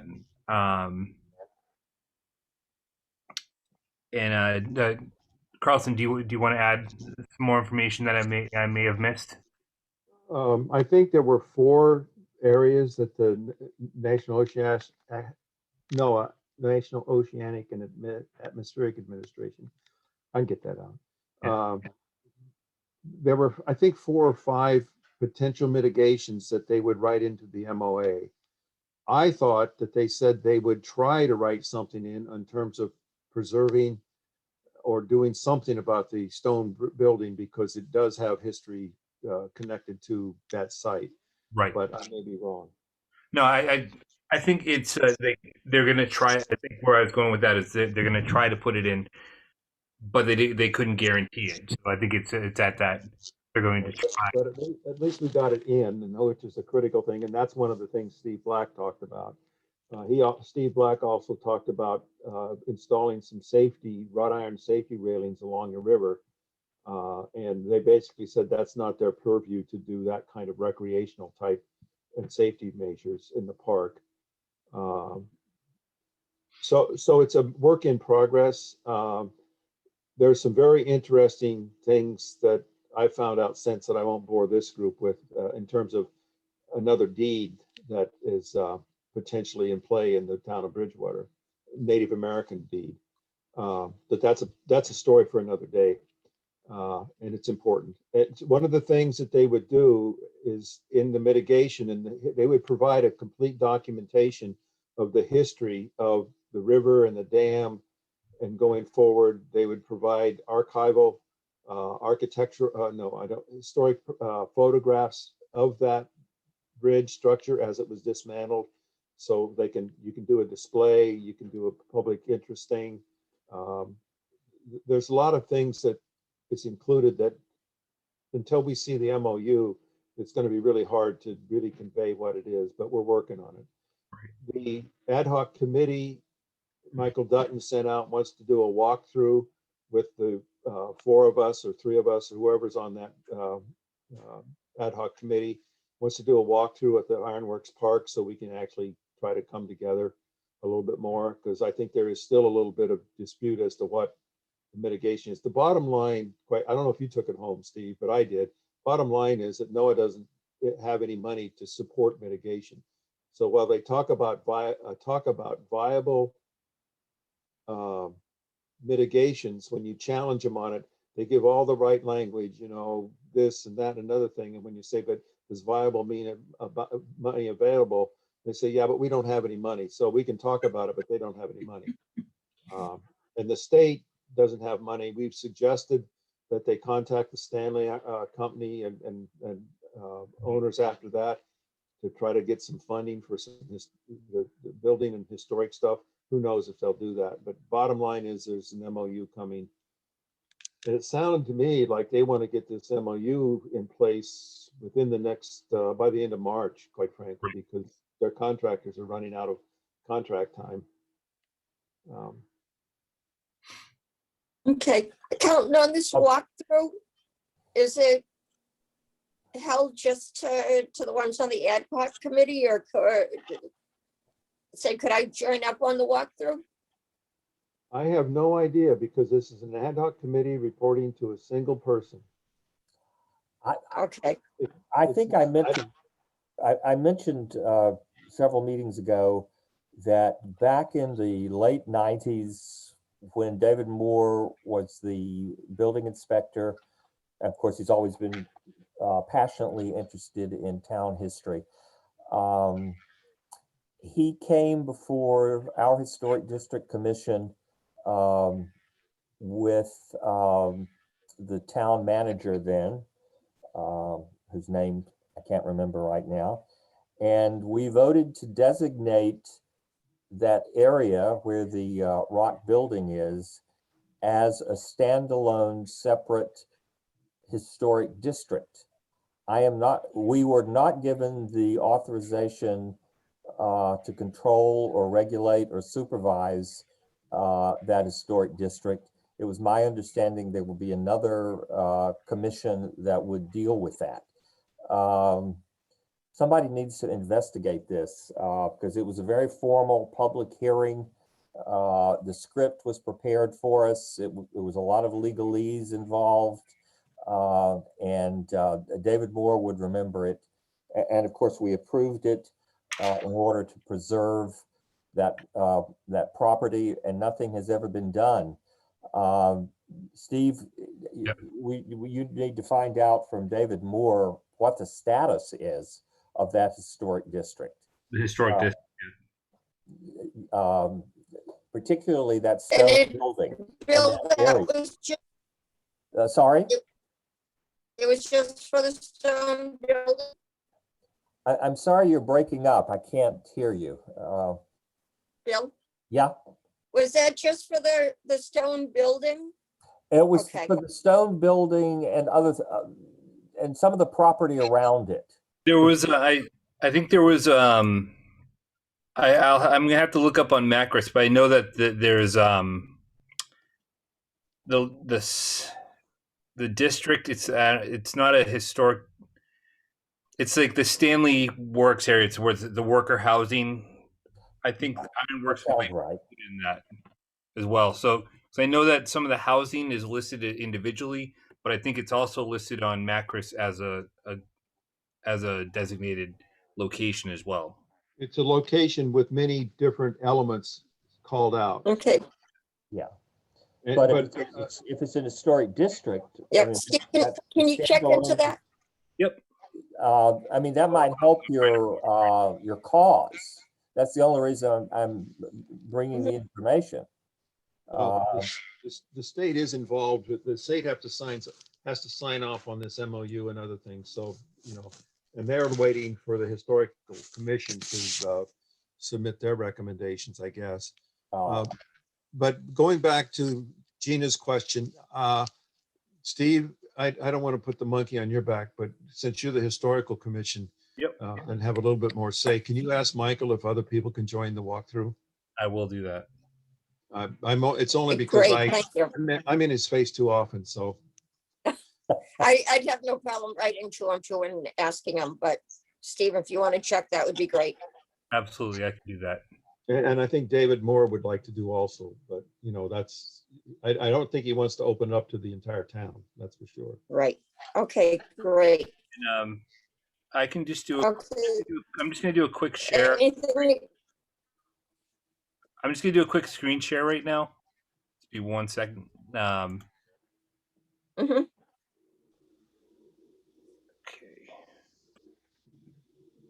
Yeah.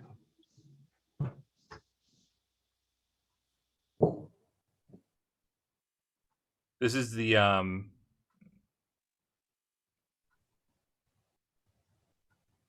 this is from back in '83, but it's the Stanley district.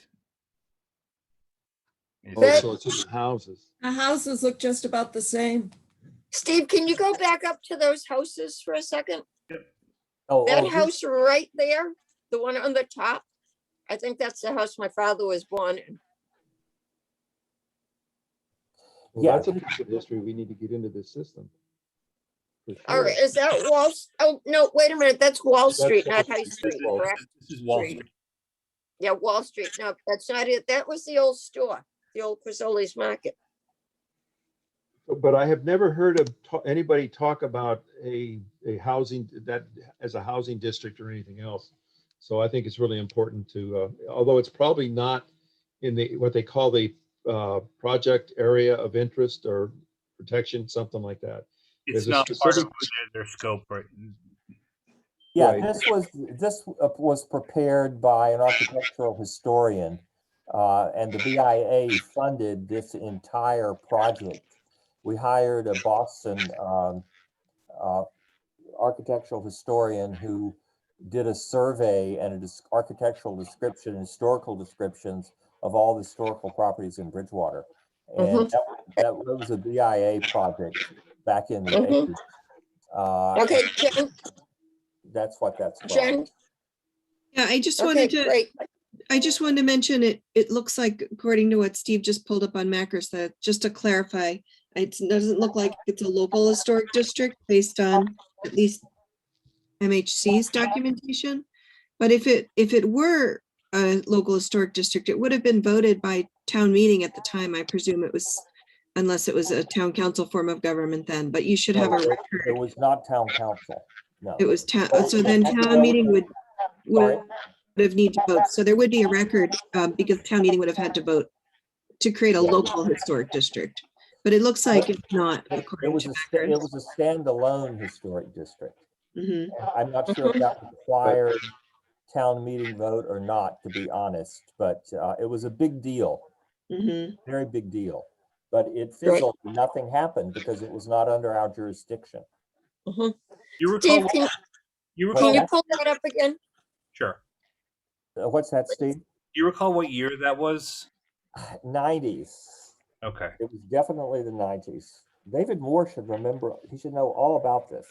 I'll ask David about it. Yeah, and then we can pull the town records, the town annual report and find out. I wish I could be more specific, but I don't remember every detail. This is actually a different one. This is the for the actual site, the Macros designation. Yeah. So, Gina, you want me to open up the previous one? Yep, the one that showed the Macros form chart. Okay, one sec.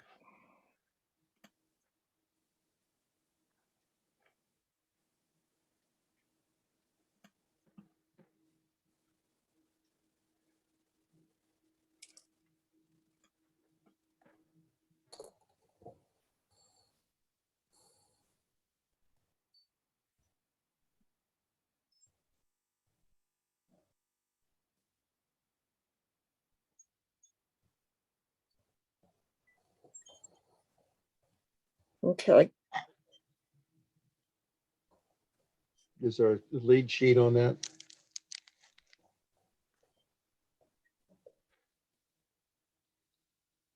Were houses on Bolton Place?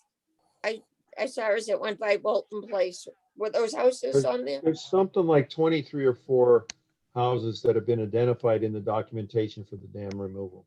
That's part of the requirements that they document what's in the historic area. Okay. Wasn't the town hospital in that area, Gina? Sure. Was that the corner of Main and High Street? Yeah, no, down. The hospital. I've heard people talk about the town hospital that was right in that area, right in that corner, off on a side street. I have to check on that. I know my grandparents had the first indoor bathroom in that area.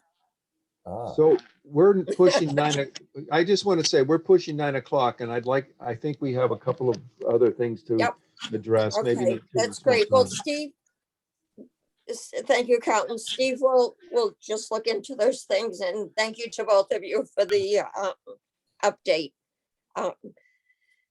Next, we have the memorial building.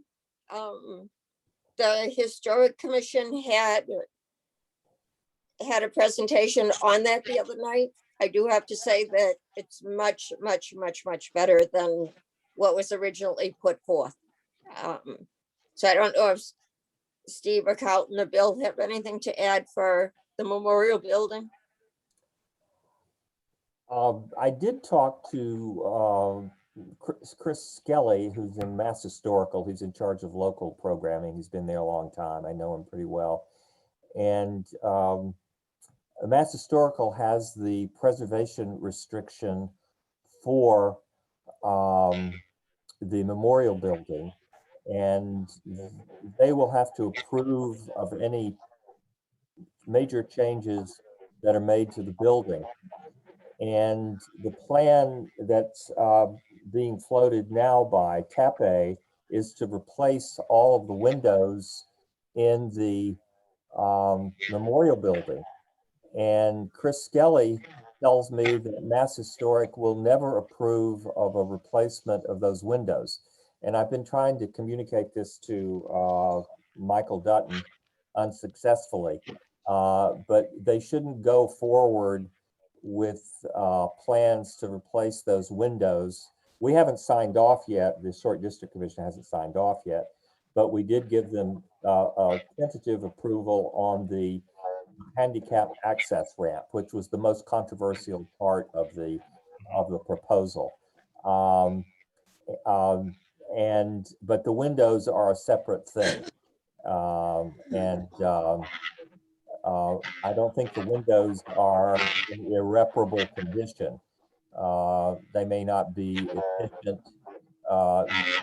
in terms of thermal qualities and the like, but they could be restored and something could be done, and that's what's going to have to be done. So that was an important discovery, because they have the preservation restriction and they have the final word on that. And they will have all of the renovations will have to meet Department of Interior standards, which are much more stringent than local historic district standards. Okay, great. So that may result in more expenditure for the project. Mm-hmm. Okay, and that wasn't a portion that was being funded by CPC anyways, but that's good to know about for the whole project. Yeah. We're waiting for them to submit an application now, and we're going to act on it as soon. We had a meeting last night with the bank over signage issues. So, Mhm. Good, thank you. Anybody else have anything to add for the memorial building? Okay. I do. Okay, We did have a meeting with the architect in the town, and basically they presented the whole redo of the accessibility from the back parking to the front of the building. They also presented some pretty detailed information on the installation of a lift on the inside of the building. And they did some presentation about how the basement would be renovated. So basically, at some point, the CPC will need to approve the scope change from the accessibility on the left side of the building to accessibility from the parking area to the front of the building. So we're going to have to receive a formal application from the town. Basically, what they said is the cost has grown a little bit on it, of course, because time is going by and costs are going up. Yeah. But basically, it's in the town's hands to come back to us with number one, a scope change, and number two, requests for additional funds. I did check, and the town manager sent me information. I asked a question about the 2011 4-building study, where we identified there was a wall bulging in the back, etc. And he did send me information to the effect that during that first CPC funding of the interior restoration, that they also had shored up that wall and protected it. So basically, we already have $58,000 into the building. There's another, $350,000 that we've approved.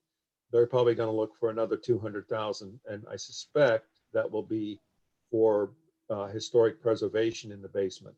But so that's something we might be able to expect coming down the road. But I don't know what Steve thought, but I thought the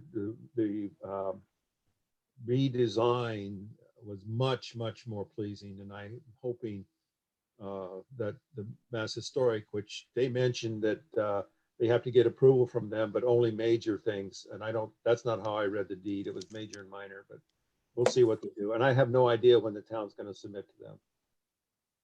Enough. Okay, In our meeting where we discussed the restoration of the memorial building, we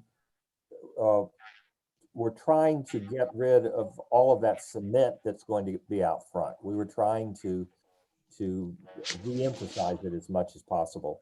And so we suggested that granite be used in certain places rather than these large blocks of cement.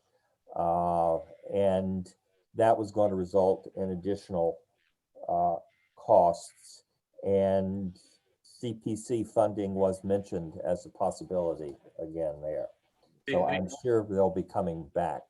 Yeah, they did discuss in the historical commission meeting that so like the stairs, instead of doing a cement stairs, it would be cement form for the stairs, but granite caps. So it wouldn't be full granite. Right. But it'd be Yes. the surface. You're talking about the front steps, right? Yes. Yeah. And they would repurpose those steps as much as possible. Yes. That's what we said. But because the configuration of the steps is changing somewhat, they're not able to do it completely by repurposing the steps. Right. Understood. mhm. Okay, good. Thank you guys for that. Okay, anything else on the memorial building? Okay, moving on to the next thing, policies and procedures document. I was behind and just sent my changes to Jen, like further changes, our suggestions. So she is going to make those changes. We'll Gina? just review. Jen? Gina, I'm sorry to interrupt. I Sure. can't open the document, just like Carlton. I had trouble. It said it was a corrupt document and I wasn't able to open it. Jen, I saved it to my computer, Yeah. and then I was able to open it. I do have it open if you want me to try to email what I have now. Oh, took- all right. Let's try that. Yeah, because my Okay. computer wouldn't let me open it. Okay, that's weird that it's saying corrupt because I could go into my sent things and open it okay. But if I sent it and it was corrupt, my computer might not know it's correct. Okay, so once those changes are made, there's not a lot. Are we We'll still look waiting? at it. We'll do a quick read over. It will be sent to Jennifer Burke to for her, the town manager, and also the town accountant to review, because there's some financial things we just want to agree on. Carlton? No, that's what I was just gonna ask you. Have we gotten any input back from the town? Not yet, because I No. was just behind in my things. Okay. The next thing, administrative code change to ministerial, it was put before the town council the other night, for Tuesday night's meeting. They did their first reading. Then they have to do a second reading and hopefully approve it. There are no questions as of the town council meeting the other night. They referred it to the Rules and Procedures Committee. And my intention is to send, with permission from you guys, consensus from you guys, the document that we sent to the town manager 6 months ago. Sean George responded to Gina's solicitation that it get put on the town, and they moved it to the Rules Committee finally. Right. I had actually written to Michael Dutton last week, the week before, I'm not sure. But he did respond the same day that I wrote to him, saying that he would move it along and try to get it on this week's agenda, which he did, and Sean took it and sponsored it. Carlton, I can just take that same email that I sent to Michael with all the information and just forward it to Sean. And it has that, all the backup with it. That's what I was gonna do. Okay, either way. I was gonna send it to the rules. I was not gonna send it to Sean. He may be on the rules committee, but I was gonna send it directly to the rules committee. Okay, we'll have to see who's on rules. Okay, but it is moving along. Finally, 4 months, 4 months. 5. Well, probably right now, but okay. Public hearing is scheduled for March 24th. It's now a hearing, not a forum. It was just a terminology change. We have a flyer that Jen has prepared, a very nice flyer. We've sent it to Jennifer Burke, who's posted it wherever she posts on a town thing, plus she's posted it on community and economic development for Facebook. I will forward that flyer to each one of us. If we can let our respective committees that we represent know about it. The town manager will let department heads know about it and encourage them to attend. I guess for tonight, Kathy and Rich. What was the first name again? Rich. Rich. Okay, Kathy and Rich.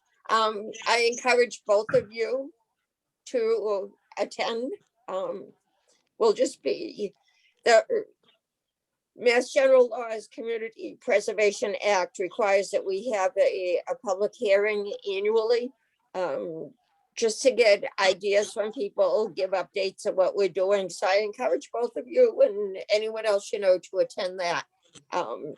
It's a month from tonight, March 24th at 6:30. With the Zoom will be posted with the link for it on the town's website. So what was that, Rich? I'm sorry. I said, thank you, Madam Chair. Appreciate it. Oh, okay. Thank you. You're And welcome. we're also asking Jen Goldson to provide a brief, I guess, facilitation and a brief presentation of where our current 5-year plan is and really seriously solicit ideas that could be submitted for preservation, open space, and I'll get it out. Recreation and housing. Those are the 4 areas that we can fund. Okay. And Steve, was Matt going to do a presentation for the McAlwain or? You can. I mean, I think when I first requested that he come to the CPC meeting, it was going to be for him. I can talk to him again and just kind of see if he wants to do it for the public as well. I think that would be a good thing. In Okay. lieu of that, if he can't do it, we could get a couple of his representative slides and some of us can speak to that also, if they're out of time. Yep, that would work too. Okay, Jen, do you have anything to add for the hearing? Anything you need from us? Last month I had asked people to just send if they want to, mention specific projects or include specific photos or anything in their subject areas. Happy to include them in the presentation. I don't know what that noise is. I know this background. Yeah. Yep. I'm happy to include that in the presentation. I haven't gotten anything from anyone. So if you want to do that, just, in the next couple weeks, do it and I'll put the presentation together probably the week before the forum. Okay, great. So if anybody can put together their suggestions, as Jen just said. Do we need to vote? We have to advertise this. One of the kickers was we had to advertise it. in a newspaper, and that's fairly expensive. Do we need to take a vote to do that, or does it just happen? You do have to vote if you're going to use your admin funds for anything. Correct. Okay, can we have a motion to spend? I'm not sure what it would cost. Josh, do you have any idea from other committees you've been on that you admin for? Actually, you guys are the only committee that I've ever been on board, and you've only been the one from last year. Oh, okay. I think it's maybe $300 per week, and it has to be advertised for 2 weeks, something like that. Great. I know it's up there in cost. Can we do a motion without a dollar amount and just say? I would just do an up to, Gina. What if you did like up to $1,000 since it has to be for 2 weeks, and that'll cover you probably. Okay, good idea. Thanks, Jen. So moved. Okay. Okay, Carlton just motion to, Fund advertisement for the hearing to an amount of up to $1,000. I Great. second Joan. great, thank you, Joan. Okay, any discussion on that? Okay, hearing none. Josh, roll call. Gina, Yes. Carlton, Yes. Steve, Yes. Dean, Yes. Bill, Yes. Joan. Yes. Thank you. The motion was approved. Okay, great. Thank you. Okay, liaison reports. I know we're heading on 3 hours, so we just want to make this Nothing short. new. That's nothing new for us. No, that's true. It's not. We could go to I- twice monthly. Right. I can't say for Park and Recs. Park and Recs. Okay, they're working on the application to work on the pickleball courts. They will be getting that in soon, so we should have it by our next meeting. Which as of right now, on the 24th of March, we're looking at just having the public hearing in place of our regular meeting. If something comes up that we need to meet, we can post in time before the meeting to have at the end of the hearing, just a quick meeting. But as of right now, the thought is not to have a regular meeting the same night. Any thoughts from the committee on that? Nope, that's good. Yeah. Okay. And as I said, if something comes up that we need to take a vote on, then we'll quick post a meeting for the same night. Okay, any other liaison reports? Well, the Historic District Commission met last night, actually, to review an application for certificate of appropriateness for new signage for the Bluestone Bank. And they're doing totally new directional signs, a sign at the parking lot, a sign facing the common. They wanted internally illuminated signs. So they had to go back to the drawing board. And so I just couldn't believe it. But anyway, so we're meeting in a couple of weeks to review the new signage applications for the Bluestone Bank. Okay, great, thank you. Okay, any other liaison reports? Historical Commission, I know we've discussed a lot of the things that are going on. We've been a little bit busy with the High Street Dam and the McElwain and the Memorial Building. One thing that's I just received the draft, and I'm reviewing the draft on the recommendations for the adapting the old town hall as a cultural center.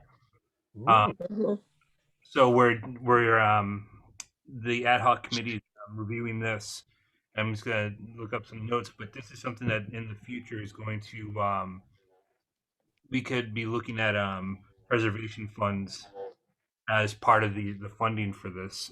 So it'll be coming up in the, it's it's finally have the report in my hand so I can kind of like review it, and probably by next meeting I'll have a little bit more information to share with the group.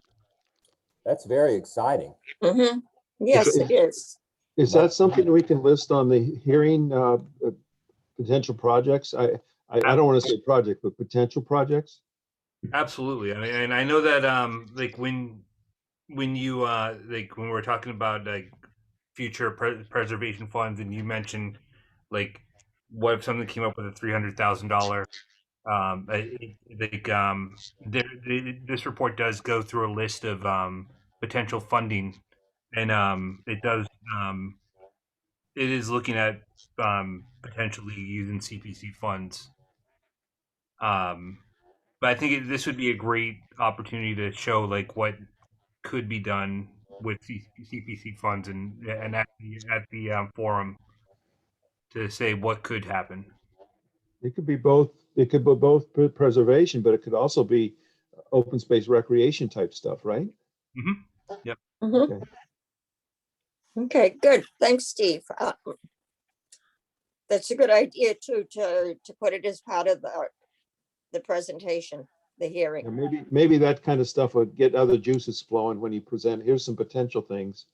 Mhm. They'll either throw apples at us or rotten oranges, one or the other. Yep. True, true. I'll make sure that there's no illuminated signs outside of it. Right, okay. Sounds good. No neon lights either? Didn't say that. Okay, and not vinyl sided either. Okay, any other reports? Okay, hearing none. We didn't have any new business. I actually thought of something earlier today that could be a possible new business, but it's gone out as quick as it went into my brain. As my mother would say, it can't be that important if you didn't remember it. But any other new business from anybody? I just have a quick question for Jen. Who's the town webmaster, by the way, if I want to contact him or her about? I don't know. What's that? That is, I don't know. Oh, you I'm don't? sorry, I don't know. Oh, Yeah. okay. Yeah, Contact Michael Dutton. Yeah. Or Kimberly Williams used to be heavily involved with that. So if you yeah, I can't. contact the think two of of them and ask for support. I know who would do it, but ask them. Okay, okay. Yeah, I can't remember his name. Yeah. Josh, you know his name? Yeah, it's Brad. I can send you Brad, an email. that's it. Brad and Jason. Brad, what was the last name? I was able to get the Bridgewater Historical Commission Facebook page added to the Historical Commission page. So, and I did that through Katie DeRozier. What was that name again? Catherine DeRozier. It's Oh, yeah.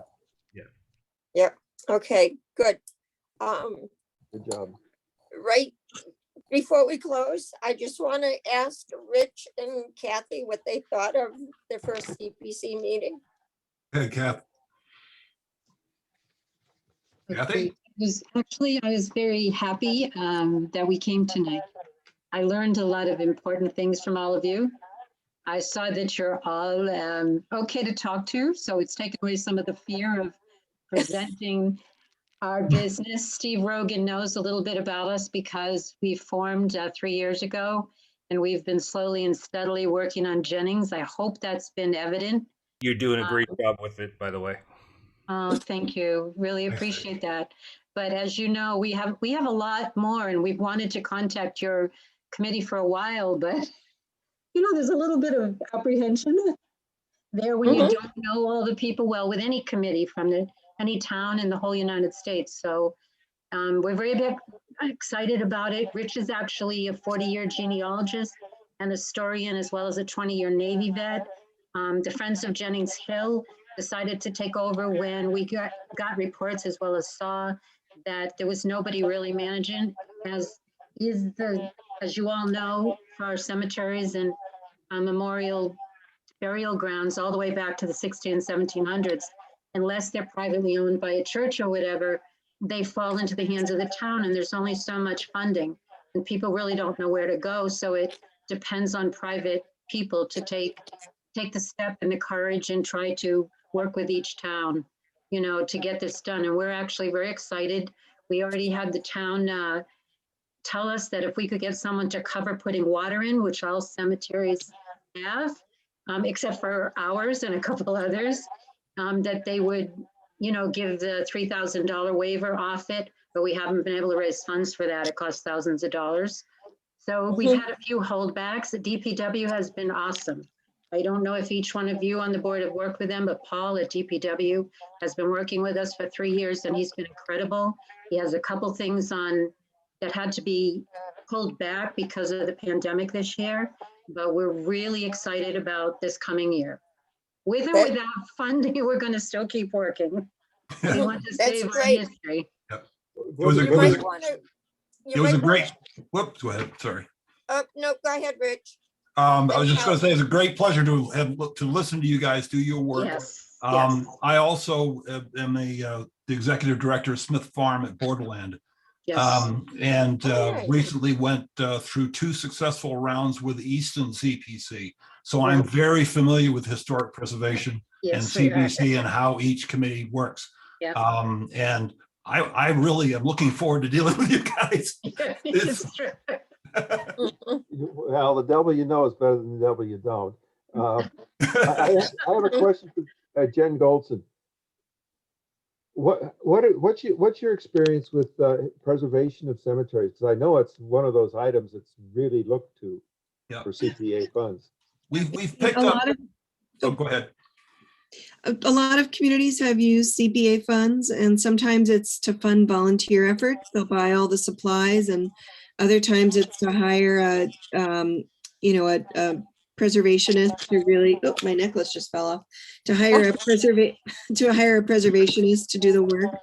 And you all can also hire people to do an inventory. I've actually done that inventory work before of all the headstones in West Bridgewater. Yeah, we've been doing that right along the last 3 or 4 years. And we're getting more and more, because we're veteran based, we're getting more and more help from volunteers, from veterans, but we have to train them all as well. Right. You know, so we have, because Jennings is one of Bridgewater's oldest cemeteries and burial grounds, back to 1766, and was never had any work on the stones. It's been a lot of slow yet hard work, but we hope to make that a place where people can come and sit down. We want to replace the iron fencing that originally should be up and put in benches eventually. But in order to do that, we have to have tree cutting and landscaping and grading, and there's a lot of work, but we're excited. We want it to be a place that tourists can also come and see what we've done in Bridgewater with an older,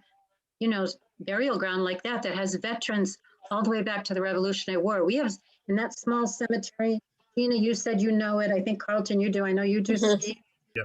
That is a small cemetery, and we have over 60 veterans in there, and many are back to the Civil and Revolutionary War, and we're very excited about that. One of the things that you might want to look into, if you haven't already, is the Boy Scouts. That somebody might take it on as a Eagle project. Wasn't it for the cemetery on Summer Street, in Plymouth? Wasn't that the Janet Hanson's son? Yeah. Yes. Hanson's son. Thank you, Gina. One of the problems we've had with some of the scouts is that they're very, very well-meaning, but with the older slate stones, you have to be very careful. Very, very careful. No, I was thinking like for the landscaping and the building, the benches or signage or anything like that. Yes. No, it's true. And right now, I don't know if you noticed, we have wreaths out there. They were a little late because of volunteerism, but we finally got veterans families, military families from Dayton all the way to Easton. to help us with that. So the wreaths went in late this year. Last year they were on time. And we had scouts also helping with that. And what we're going to be doing is have scouts help to remove them the end of this month or in middle of March. Oh, that's So great. that was I'll a have to great, take that was great. That was a great idea, Gina. Thank you. So You're welcome. We encourage people that have a twinkle in their eye about some of this kind of historic preservation to come with a concept to us. We also have a pre-app document and an application document that you should review in case you choose to come to us for any money. But it's a very good application. We're going to be revising it a little bit, but we'd like to hear in advance and really we have to make a determination of eligibility first. Of course. So I think it's not a problem, personally speaking, but I think that kind of submission, a quick memo, an email, and coming before us to just ask, are we eligible, would be helpful. Thank you. Yes, we appreciate that. We've worked with a number of people in the town offices who've been very, very good with us and kind of pointed us in the right directions, as well as we have a good collaboration with the town of Easton, who have helped us in Bridgewater as well with Oh, their that's veterans volunteers. Yeah, every time I go to Borderland, I keep saying I'm gonna stop and read the sign right before, and I don't know street names, but right before you take a left on the street that goes right to Borderland, right before that, there's a sign, something was funded by community preservation. And I keep saying, yes. That's Yep. Rich's third great grandfather. It's the Smith Farm. And it's his third great grandfather who was the first holistic doctor in that area. Oh, neat. It's nice Right, to know. Rich? We're happy to learn some of the history of that. Get it out of my head here. That cemetery. I think it's great. I've been doing some historical research on original deeds in Bridgewater, which I found is very interesting. Yes. Mhm. Great. It's been wonderful for us to be here. Thank you for allowing us to be. Okay, thank you. Thank you for coming. And again, don't forget the public hearing on the 24th. March 24th. Sounds good. Yep. 30. If, I was gonna say, if I can forward you, if I had an email, or if you have Facebook, you can just look on the community and economic development for a flyer. Okay, also you could just send the email to Jennings Hills 1766 @gmail. Okay, Jennings Hills. No, Jennings Hill, the cemetery name. Okay. 1766 @gmail. Okay, great. I'll get that off to you. Thank you very much. Thank you. Okay, and thank you both for coming. It's nice to meet both of you. Good to meet you all. We'll see you in a month. Great, thank you so much. All right. Take care. Thank you all. Thank you, you too, both of you. Okay, if there's nothing else, we'll entertain a motion to adjourn. Motion to adjourn. Okay, second. I second. Jean, Josh. Thank you. Was that Joan that seconded? Yes, Joan. Okay, roll call. I'd ask for discussion, but I'm sure nobody's discuss that. With discuss. Okay. Yeah. Roll Gina? call. Yes. Carlton? Yes. Steve? Yes. Jean? Yes. Bill? Yes. Joan? Yes. Thank you. The motion was approved. Meeting adjourned. Okay, Thank great. you. Thank you all for a great meeting. Good night, Great input everybody. by Everybody. Good night. Night, Joan. Okay.